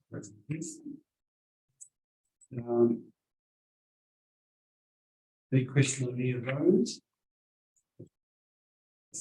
The letter to Ray Hellier about Jackie Griffiths, the guiding standard, both myself and Councillor Moran and Councillor Walker had agreed to meet with council when they visited Ms. Griffiths' house. It didn't happen, and police visited instead. And the letter suggests that we've got no involvement there. And for myself, it's put me in a little bit of an embarrassing situation because Ms. Griffith, I've long since been an advocate for her. Now she thinks I'm sort of turning my back. Agree with that, Nick? That's what it's. All positive in society. You decide. Yes.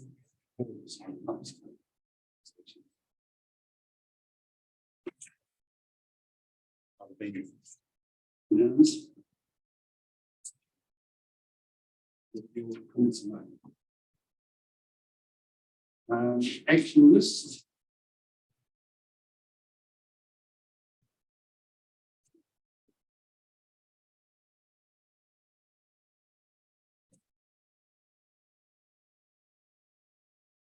Two items on the action list, I think. Page 45.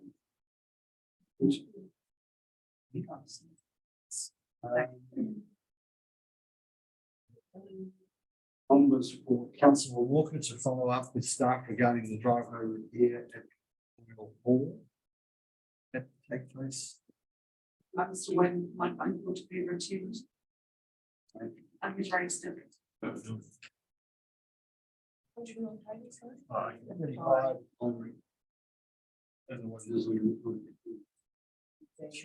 The draft will be last correspondence.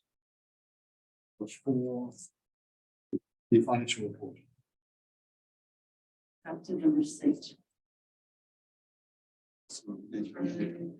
You got there? Have nice balloon binders in some sticks looking.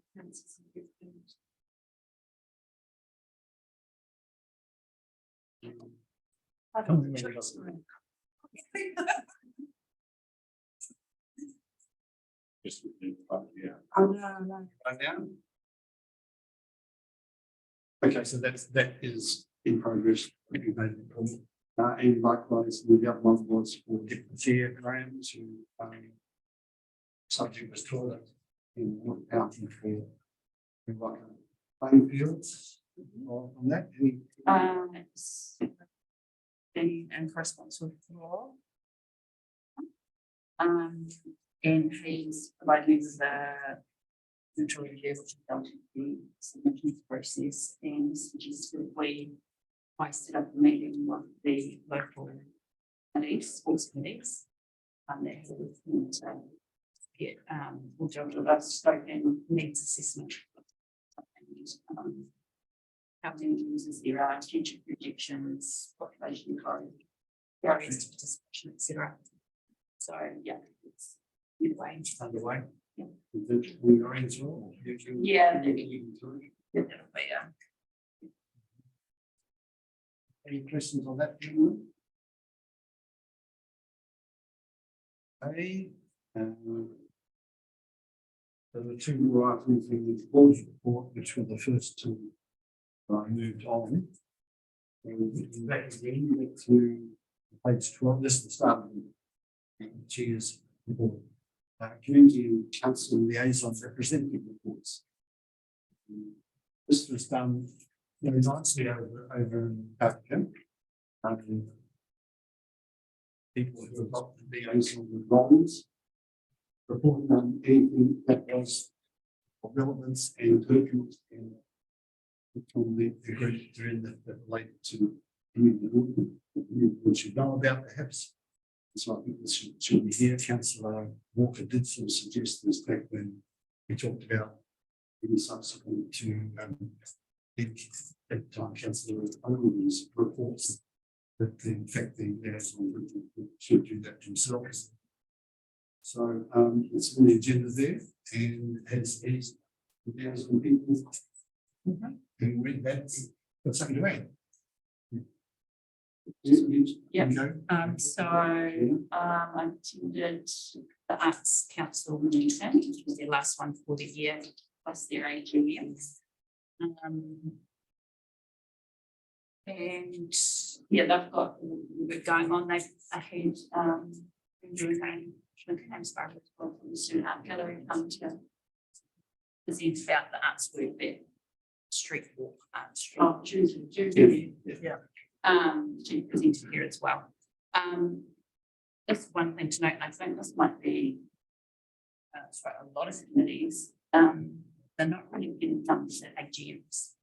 It's very hard to try and get people joining them. So they've lost 2 of their members, their committee members as well. So that's just just to note. I had reached out to the youth council back when I was appointed, but I haven't been invited to any meetings. And that's probably council that I would like to go. Really sorry, I would like to go and just at least meeting to meet everybody.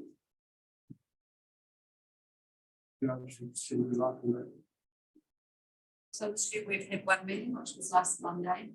There is no date set for any further meetings, because at the moment they are in the process of recruiting some youth to make it viable. And there is, I guess you'll need to work through who's the TDC staff member, to talk about how we can be involved in the activities.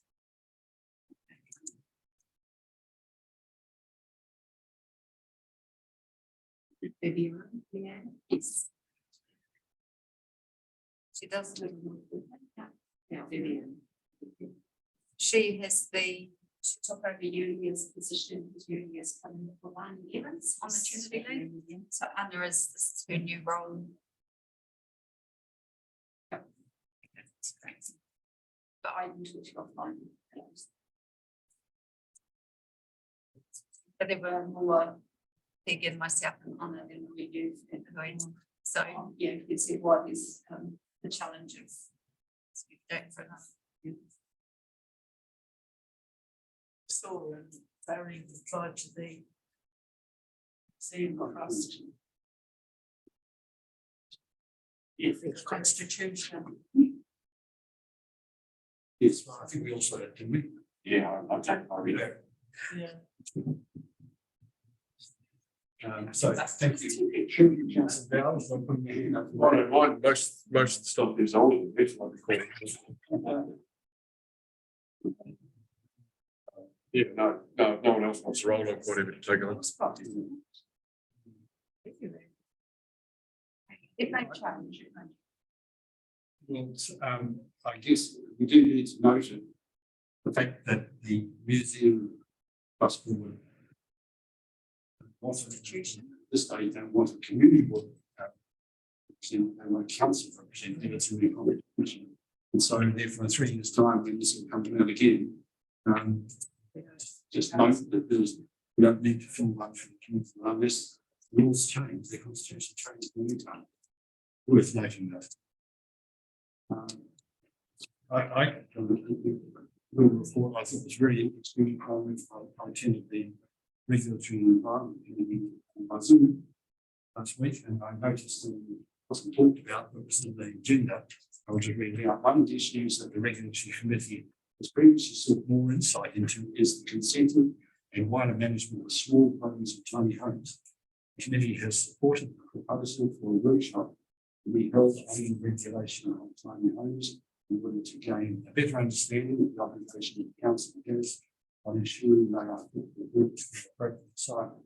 The workshop is intended to be proposed to follow the next meeting on 4th May. I think that was issues that they had that in there.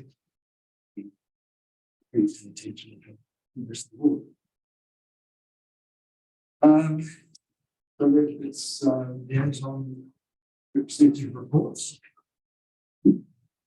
Yeah. Sorry, yeah, are you wanting monthly updates from the meetings that we attend under the mandate of what this says for liaisoning, so like Special Olympics? Right, I think it was only things that are new that are worth reporting. We will not have 5 minute discussion on the report on what everything's going on in that group necessarily. Is it roughly? We just pretty much get an update of anything that is relevant that needs to be kind of addressed through the board sometimes too. Come on, put the cue over and say councils, council, those leaders and people. Just an offline thing, well, off the side thing, I went to Tauranga the other day for an executive meeting with a national group that I'm part of. And we were talking just quickly about constitutions. We have 109 groups in our organisation. The incorporated societies have put a rule out that must have a minimum of 10 financial members in incorporated society. It's going to affect 17 of our group. But it's going to be very interesting to see a lot of these voluntary groups that are incorporated societies start their meetings. They'll have to pay 50 cents a year or something like that to be a financial member, and it'll have to be recorded and audited and all the drama. It's putting a lot of, going to cause a lot of grief for a lot of them. But anyway, it's the rules. We've got to be in place by 2025. So, we've done ours. We've paid several $10,000s to get ours sorted and approved to the incorporated societies. So, I think in New Zealand, it's in there. So no, it's going to be interesting to see the outcome of it. Okay, do we those reports, items from public forum in the end of my report. Just any discussion on the discussion notification. Please. Contributions that you have talked about. Mr. Coombs, just interesting to hear how government policy is killing Christmas parades just because of being in the state highways. $9,000 for a TMP for a community Christmas parade is outrageous. And I know it's you can't even get it. Jamie's sent an email and tried to get one twice around it, but it doesn't look like he's been extremely close. It's one of those things really where how can council will help us because it's not council rules. Okay, that's right. In state holiday, I wrote somebody who recalled, place them until I think it's next town, you know, can't be out of control. It's somebody and I think that the local council was highly responsible for it because they done a vote. But when you see the liability like that, you have to take it seriously. Proper process, but the actual cost, right within your rights to find out why it's cost 9,000. I suspect it's got a lot to do with the number of staff they have to have on go for the whole day, equipment they have to have available, or whatever. It's very lucrative, leaving up, eh? And some companies actually do it free of charge as a contribution to the reports, but because Copenhagen's contract for NZTA, it's probably less likely to be as amenable as perhaps standards as for us. We've asked those exact questions. Yeah. A lot of it was hours. Also, we can no longer use volunteers. Then we'll have to group the people to be STMS. The TMP itself took the design of the TMP took 18 hours. You compare. He sent the pricing through Harry's because he was concerned that the price was ridiculous. He checked through it to give a sanity check and he thought it was legitimate what they charged. And it was Downers we used this time. They sponsored the Richmond. And we have done historically. As we picked them, they're not state highway. Yeah. So I have asked those questions. Yeah.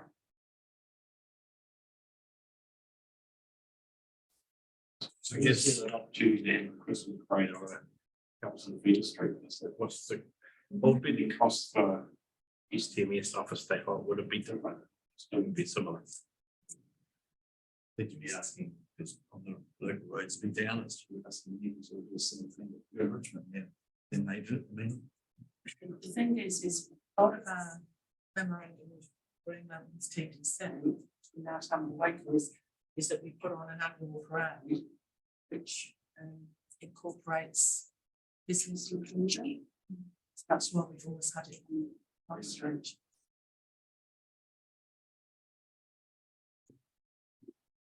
This may sound crazy, but they refused to do a bypass. I understand they sold the land that was going to be for a bypass. Is that correct?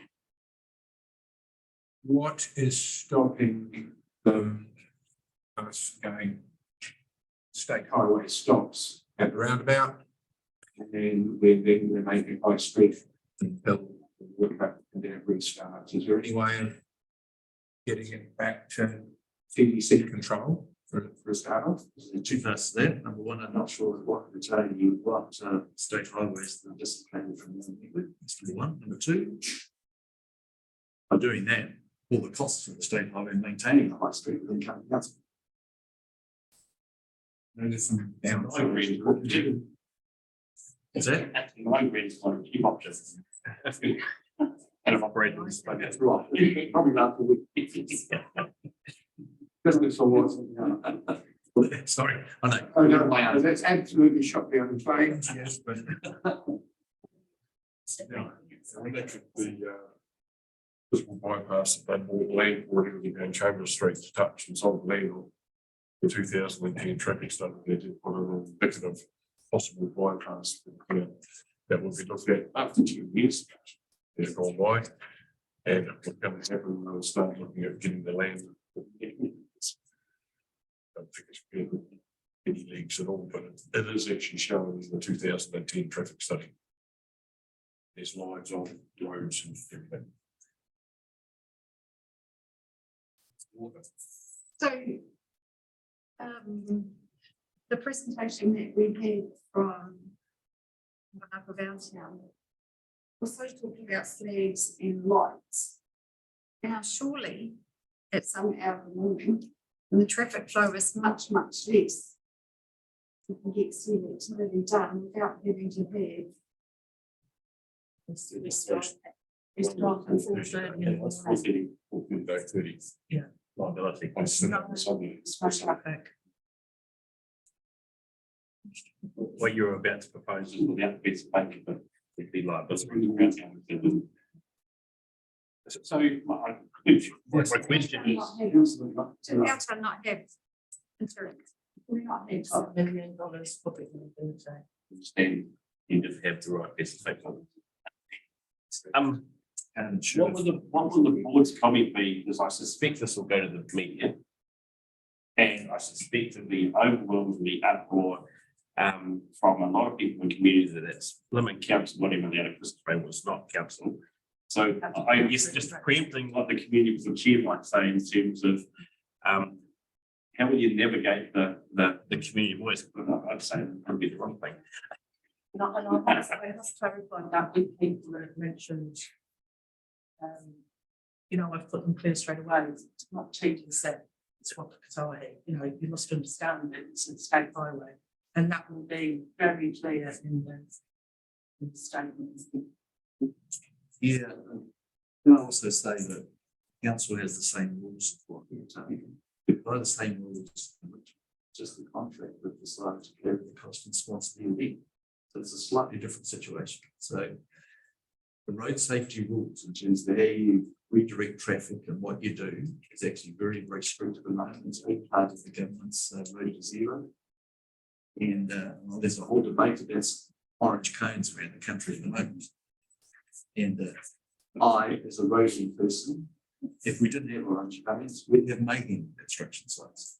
So cones at least direct traffic away from where people are working. So health and safety on the road is really critical.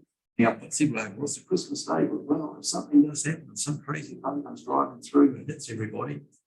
Fortunately, I walk the day, council forget the road. It's held liable if we don't follow the process. The interesting thing is, so cones, STMS, and even a car park on the road isn't going to stop crazy person. But that's ridiculous, and that's a. I know. But at the same time, when it does happen, we go back to what Chris says. Yes. We follow to minimise the risk. Yeah. And we have just short on one of them, we're like, Yes. But that's the craziness. I know. Yeah. Right. So my question then would be, is we have to follow these rules, and Darren did say to me, these rules have been in place. I thought they were new, they've been in place for years. correct. We've just not had it enforced. We just breached them through no fault of our own. They do the It's scary TMS. that you're there. Carry on. Yeah, I'm going to get on to it. And no, you did it. You did it. Well, we have TMS, but we have ones, but we. Regulations just be allowed. No longer allowed. And so if that's the case, moving forward with community events. Do we talk to TBC about paying for it? Who can pay for all this? I mean, we're probably talking. If you're talking 20,000 a year, just in traffic management costs. No, It's more than just a Christmas break. Lights up. lights up, lights down. Lights down, that's certainly what that was for. Oh, okay. Flags up, flags down, and then lights down, wasn't it? Lights out, because we've got the new lights, which we wanted to put up, lights up, lights down Christmas, lights up, lights down Matariki. Which we can't do Matariki now because we're on board the traffic management. Well, it's probably funny to put the Christmas ones, so So it was going across the road. it's the ones that on the 9 wires. So I see that they talked about putting a suggested putting a police system in something. That was for the flags, which that was the flags, which we have applied for 24,000 for the pub challenges. If that gets approved, then we don't need traffic management for the flags. So.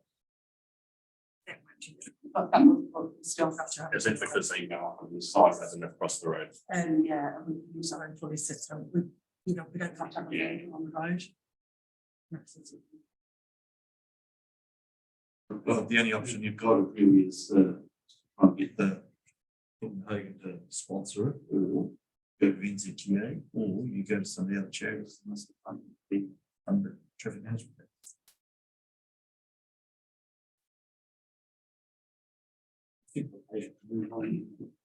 Discuss this one.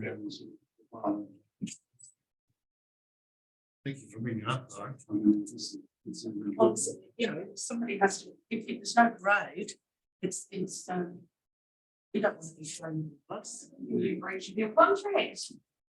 That will be the next thing. Well, we just shut holes in there, we'll have a bit of money left to do something else with. You have like a wrench of Christmas, don't you? It's just a shame that it's killing the community. Well, you can go back to the partnerships, the contract you have with the Yeah. council on the partnerships, and say, listen, this part of the deal, we're going to negotiate because it's costing us and we can't afford to do our part. Because obviously, too. a few moving parts and volunteers. Try. Thank you for the contributions. Next, item number 4 was Nick's request for help in seeking. I started writing down what was the final request. Actually, there needs to be some accountability here, especially given the written assurances from the Ombudsman and the CEO and head of building as to the ongoing issue of the compliance staff making up rules. Now, we don't need to discuss this, and it's too big an issue, so I'm not expecting us all to discuss, but we do need to discuss this because it affects Motueka more than anybody else, because Motueka is the big breacher of the rules. In particular, what the case I'm talking about, of course, is where they made unreasonable demands. There was no legislative basis for the demands being made, and it was only through me getting involved that they backed down. So this isn't, oh, they've made a mistake and apology. This is the exact quote was already used against me over 3 years ago, and it's been used again. So all I'm asking for is that at this stage is perhaps a discussion at some point in the near future. In fact, we don't need to discuss it now. Discussion. Internal workshop. Yeah, yes, yeah. This is serious. I mean, we've got yeah. What you're asking. Workshop. Yeah. I help. I was asking for help, but I don't expect them all to go, yes, we will, no, we won't. I just want you to hear a bit more of what I've accumulated. Because there's only going to be another one. There will be another one. And that's all. We want to arrange for a workshop to discuss what's the period of the non start here. About 2 months. If I can speak, this perhaps puts people in an awkward situation which may not want to just be involved, and it makes them. Well, if they don't want to involve, they can just not do it. Okay, yeah. Yes, so there's 4 people here. I do respect everyone. I'm sorry, leads to say that there is the majority involved. Those who want to attend, but if they want to, but they want to counter an argument, and that would be part of the workshop. Yeah. Yeah. It's not one way thing, it's coming and listening.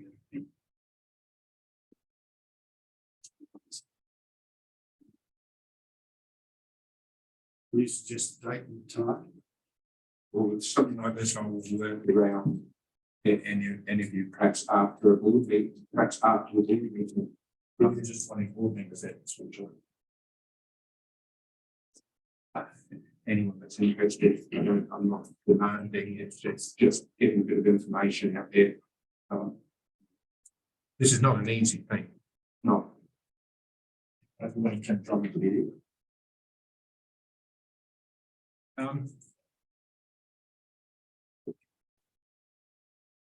Kim Drummond's completely correct in everything he does. It's nonsense. This is not about Kim Drummond, but if actually, no, yeah, fine, actually fine, yeah. If you would like to come on that. Would you be up to organising that meeting, given the time, doing the circulating around and asking? Yeah, you know, yeah. when, Of course. how to do it? If the action comes in. Action. And it's probably the most positive because I think it's not about it's not forcing the laws of the happen. But in terms of the TP conversation, one of the rules and one of the silly ones. So maybe the workshop is around the, some of that TP gritty stuff where the RMA is causing tension in different areas. So it becomes a productive conversation rather than a. Yeah, and probably there's a RMA, it's probably going to be a probably Yeah. Okay, so what the book says, what reality is, and then what's the expectation of so possibly then. Okay, that'll be the action that come in this. Discuss it. Mr. Hellier's, I don't know that he actually asked for anything different.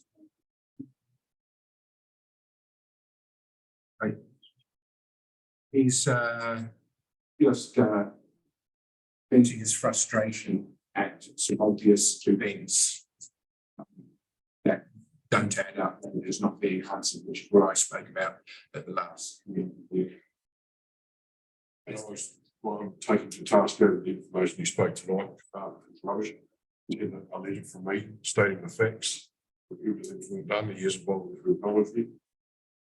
Everything I put in black and white to him was fact. Right? He said things that were fiction. So he's got to abide by his own rule. Just with that, he was speaking more about the letter from the legal department, not. I think he's got his words. I'm flustered. He states incorrect information. You see the council said, yeah, sorry, probably the council did not check with him. It's not. It is Australia untruth. Okay, well, you can take that further. So No one's talking. I think I'll be free on site to discuss it with you. The only thing was, the debate in the room was, perhaps his connection had been extended past the footpath into the popular public way. That's the only debate there was. And as far as the text on his side of the meeting, he was aware of that because he allowed me to walk to the warehouse and go. He said he put it, and it's been in place for years. Yeah, just unfortunate. Some other people have found out about that and used it, but not used $4,500 because that was a separate leak within BP. And he said he's got it all wrong, obviously, but what he was referring to was you obviously stated this correct. What he is saying is that the letter from the legal department denying that and saying it's private water main. He says, like, one foot doesn't know what the other foot's doing. That's where this is coming from, this frustration where you're telling him one thing and yet there's this other letter from the legal department telling him, no, it's private. That's it, end of story. And that, from my timeline, came out after your visit. To be fair, it's very heavy, it's before, why are you discussing it? Oh, you Like, know it's- very well. Discuss it all. No, we all have a chance to talk before. I was a bit sorry, there was just a bit of clarification here, sorry. We'll leave it at that. I'll then move that I'll move that the received by his report, so taking the time. That's down, all in favour? Okay, yes, go. Thank you. Financial summary. I want to move this.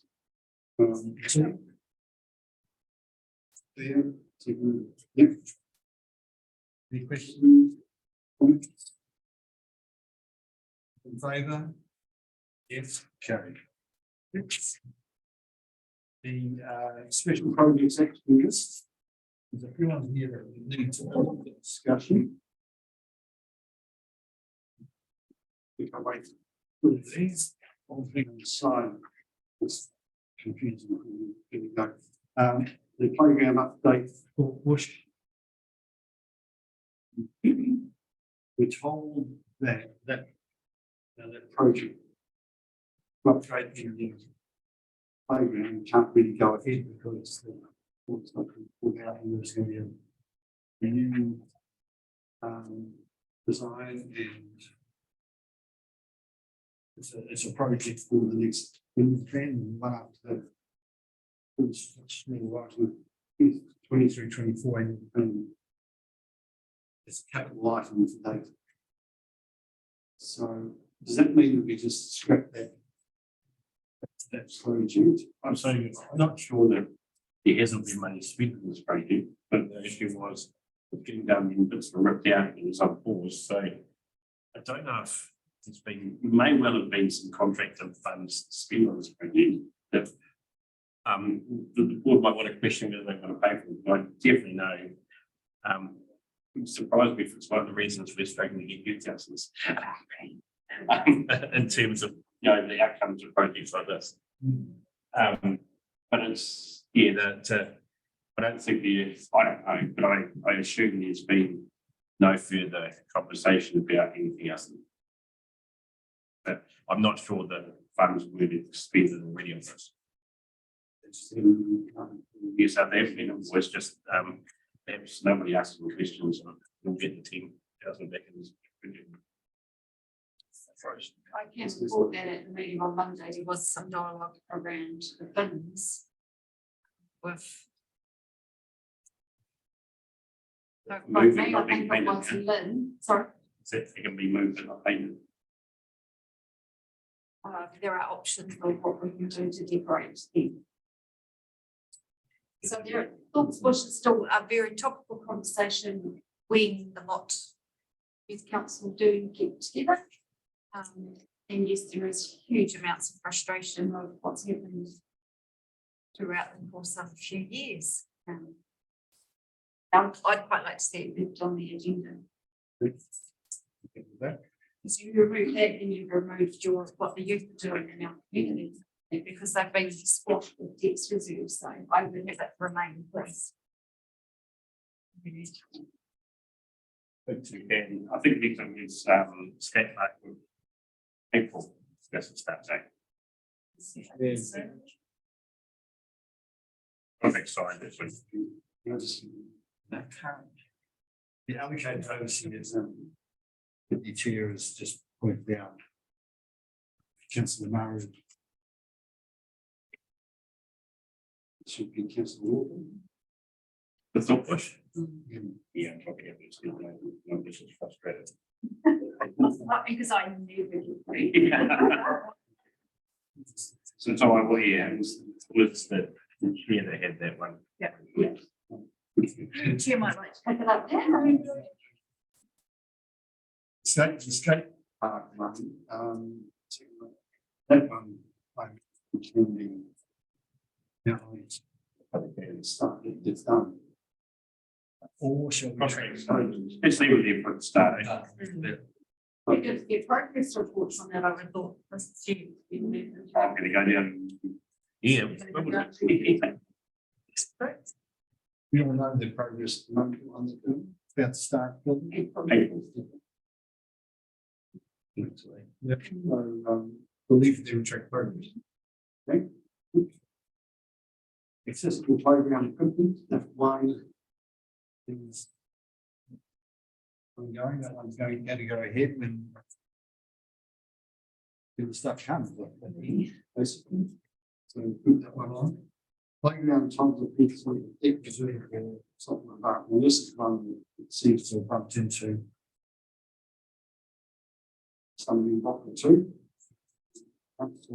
Staff grant is not happy with either of those locations to be used, and we, I guess, the would we push back against that, or we accept that?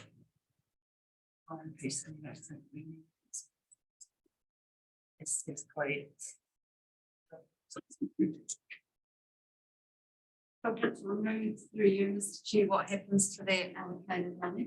Yes, I also don't think it's legal.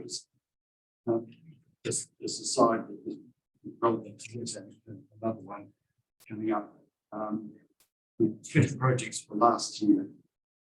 It was a very small, so the group which we contribute, so the ideas and suggestions we contribute by the members. And so it's looking among the board members from memory.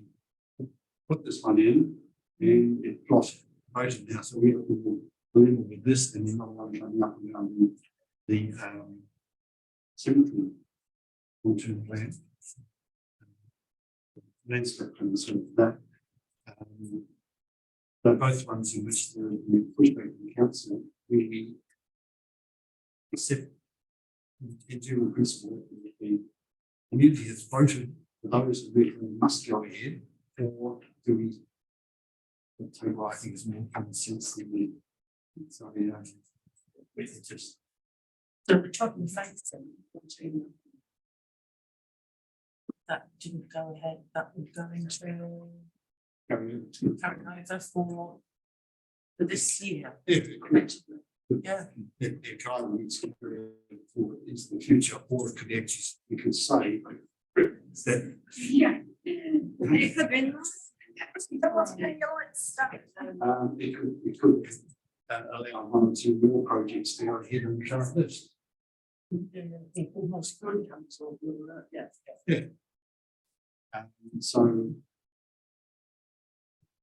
The feeling that the group wasn't really having on this particular That's one. not the money. That's not the On this one, yeah, I think we've been given the information, we council, and it makes sense. Pointed out here about relationships with playgrounds operations, so we I agree with. Can we need any sort of resolution on that one, we'll just stay forward. What's for 14,500 people? Okay, that's great. Let's do it. Let's do it. Okay. No longer to. Not just limited. Clearance, okay. It's fine. Sorry, I was just going to say that the saltwater baths is an ongoing maintenance thing. I mean, sorry, So just talking about the playground area. No, but it says playground, toddler fencing, act decks reserved or saltwater baths. Yeah. So we could still spend the money on the saltwater baths. Yeah. You know, it doesn't have to be removed from the baths as a whole. So there's already that issue. Just look at the top there, it says, saltwater baths, which have been revamped for June, July 2023. It looks lovely. I've been down there, sorry, I've been down there regularly, over Freedom Camping issue. the other one, the item that is needs to talk about is around the long-term landscape management plan for Motueka Cemetery, $8,000. That's been initially thought to allow that amount of money, what municipal I think it was. We work with council on these sorts of things to do exactly that, a long-term landscape management. Since then, actually Holly, still on staff at that time, said that they didn't want to do that, rather they just want to continue with the current work that's been done on the old landscape. We talked about that last time, and we talked about that last time, and as a result, I circulated here was the existing. So you've all seen that. what council are proposing is instead of him continuing on their costs, but we put some of that $8,000 into finishing or continuing the work the council is supposed to do, and it's the money that's been proposed in special projects. Then money.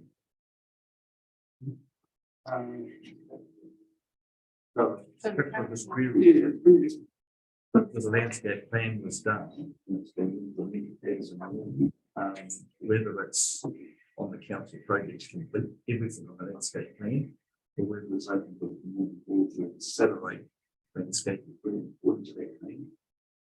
Probably what the debate is. Or revisit the plan when we're doing landscapes for development. That was the point of the original project, that was suggested by one of the board members. And what then was writing up the new long-term management plan, which is more than just but extended beyond the actual contents we can have inside the area. So how much of that, sorry, so how much of that was finished what previously started? I don't know, I'm saying that the details. What targets Holly told me what less than 8,000. As you can say, that would leave some money that goes for some other projects, e.g. and it's just another thought push. It's really that. So might be about three. We're planting some trees. So it was a redirection of the money. Which again just goes against what the community voted on. And then modifying it.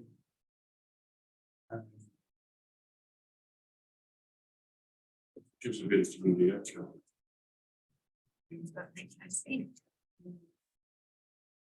It's here. Sorry. Because when you said that in terms of completing the landscape plans, you No, if you show the landscape that's been done and they're working through the landscape plan, and with the, I mean, what the accelerates happen quicker, well, that's a better community outcome. that's what you said.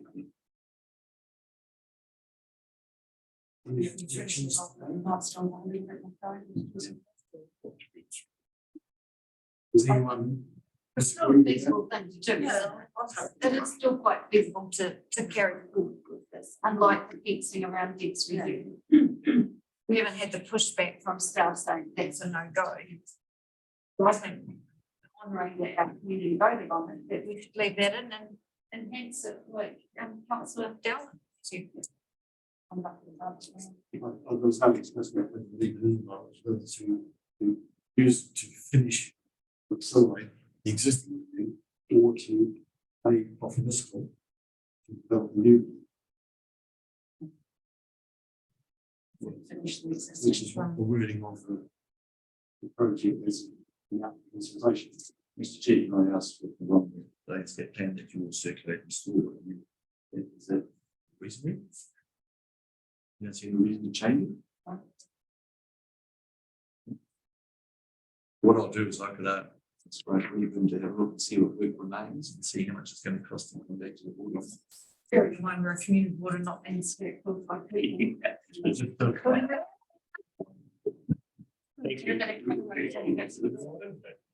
Can I also add that in probably 10 years, landscaping has probably hasn't changed as much as some other technological things. So, Okay, is that the beautification High Street, how's that going? We missed last time. Yes, so we've got 8 out of the 15, got 8 approvals so far from business owners. I've already told you that, but I want to be over the last meeting. So I've gone back to Coronary and the Historical Association. So they are working away in the background, first 8 that they know that they're allowed to put up. So I haven't 7. How long that, at least we've got the 8, so we can you foresee that you'll be able to complete those 8 we have come up by the financial year? So By the end of June. Which we did discuss at the beginning, because it's a long project, target they took 12 months and to get.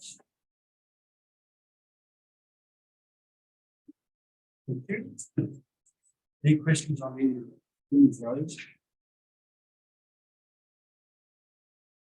We have a lot of money in the pot. There'll be lumps will go out of that, the accessible playground, skate park for 70,000. When do we pay actually the 40,000 in the skate park at the start? After the whole thing's built. Finance will just send that, him as saying, we're taking. We're not. No, it's not. We don't know, we'll just sit there and say we won't be there. Yes. It's quite possible, and I guess, we can discuss this in the meeting's time, probably with the results back from the voting on the ranking on the projects. That if some of them we might be able to spend start to get let down. Now, I mentioned the only bit up there is the council staff involved in those, they'll have work to handle that do in that year. And so but there are some which are not council staff involved in it at all. And we probably actually have a few, so that's quite good. I think we should try that because that number has been mounting up quite.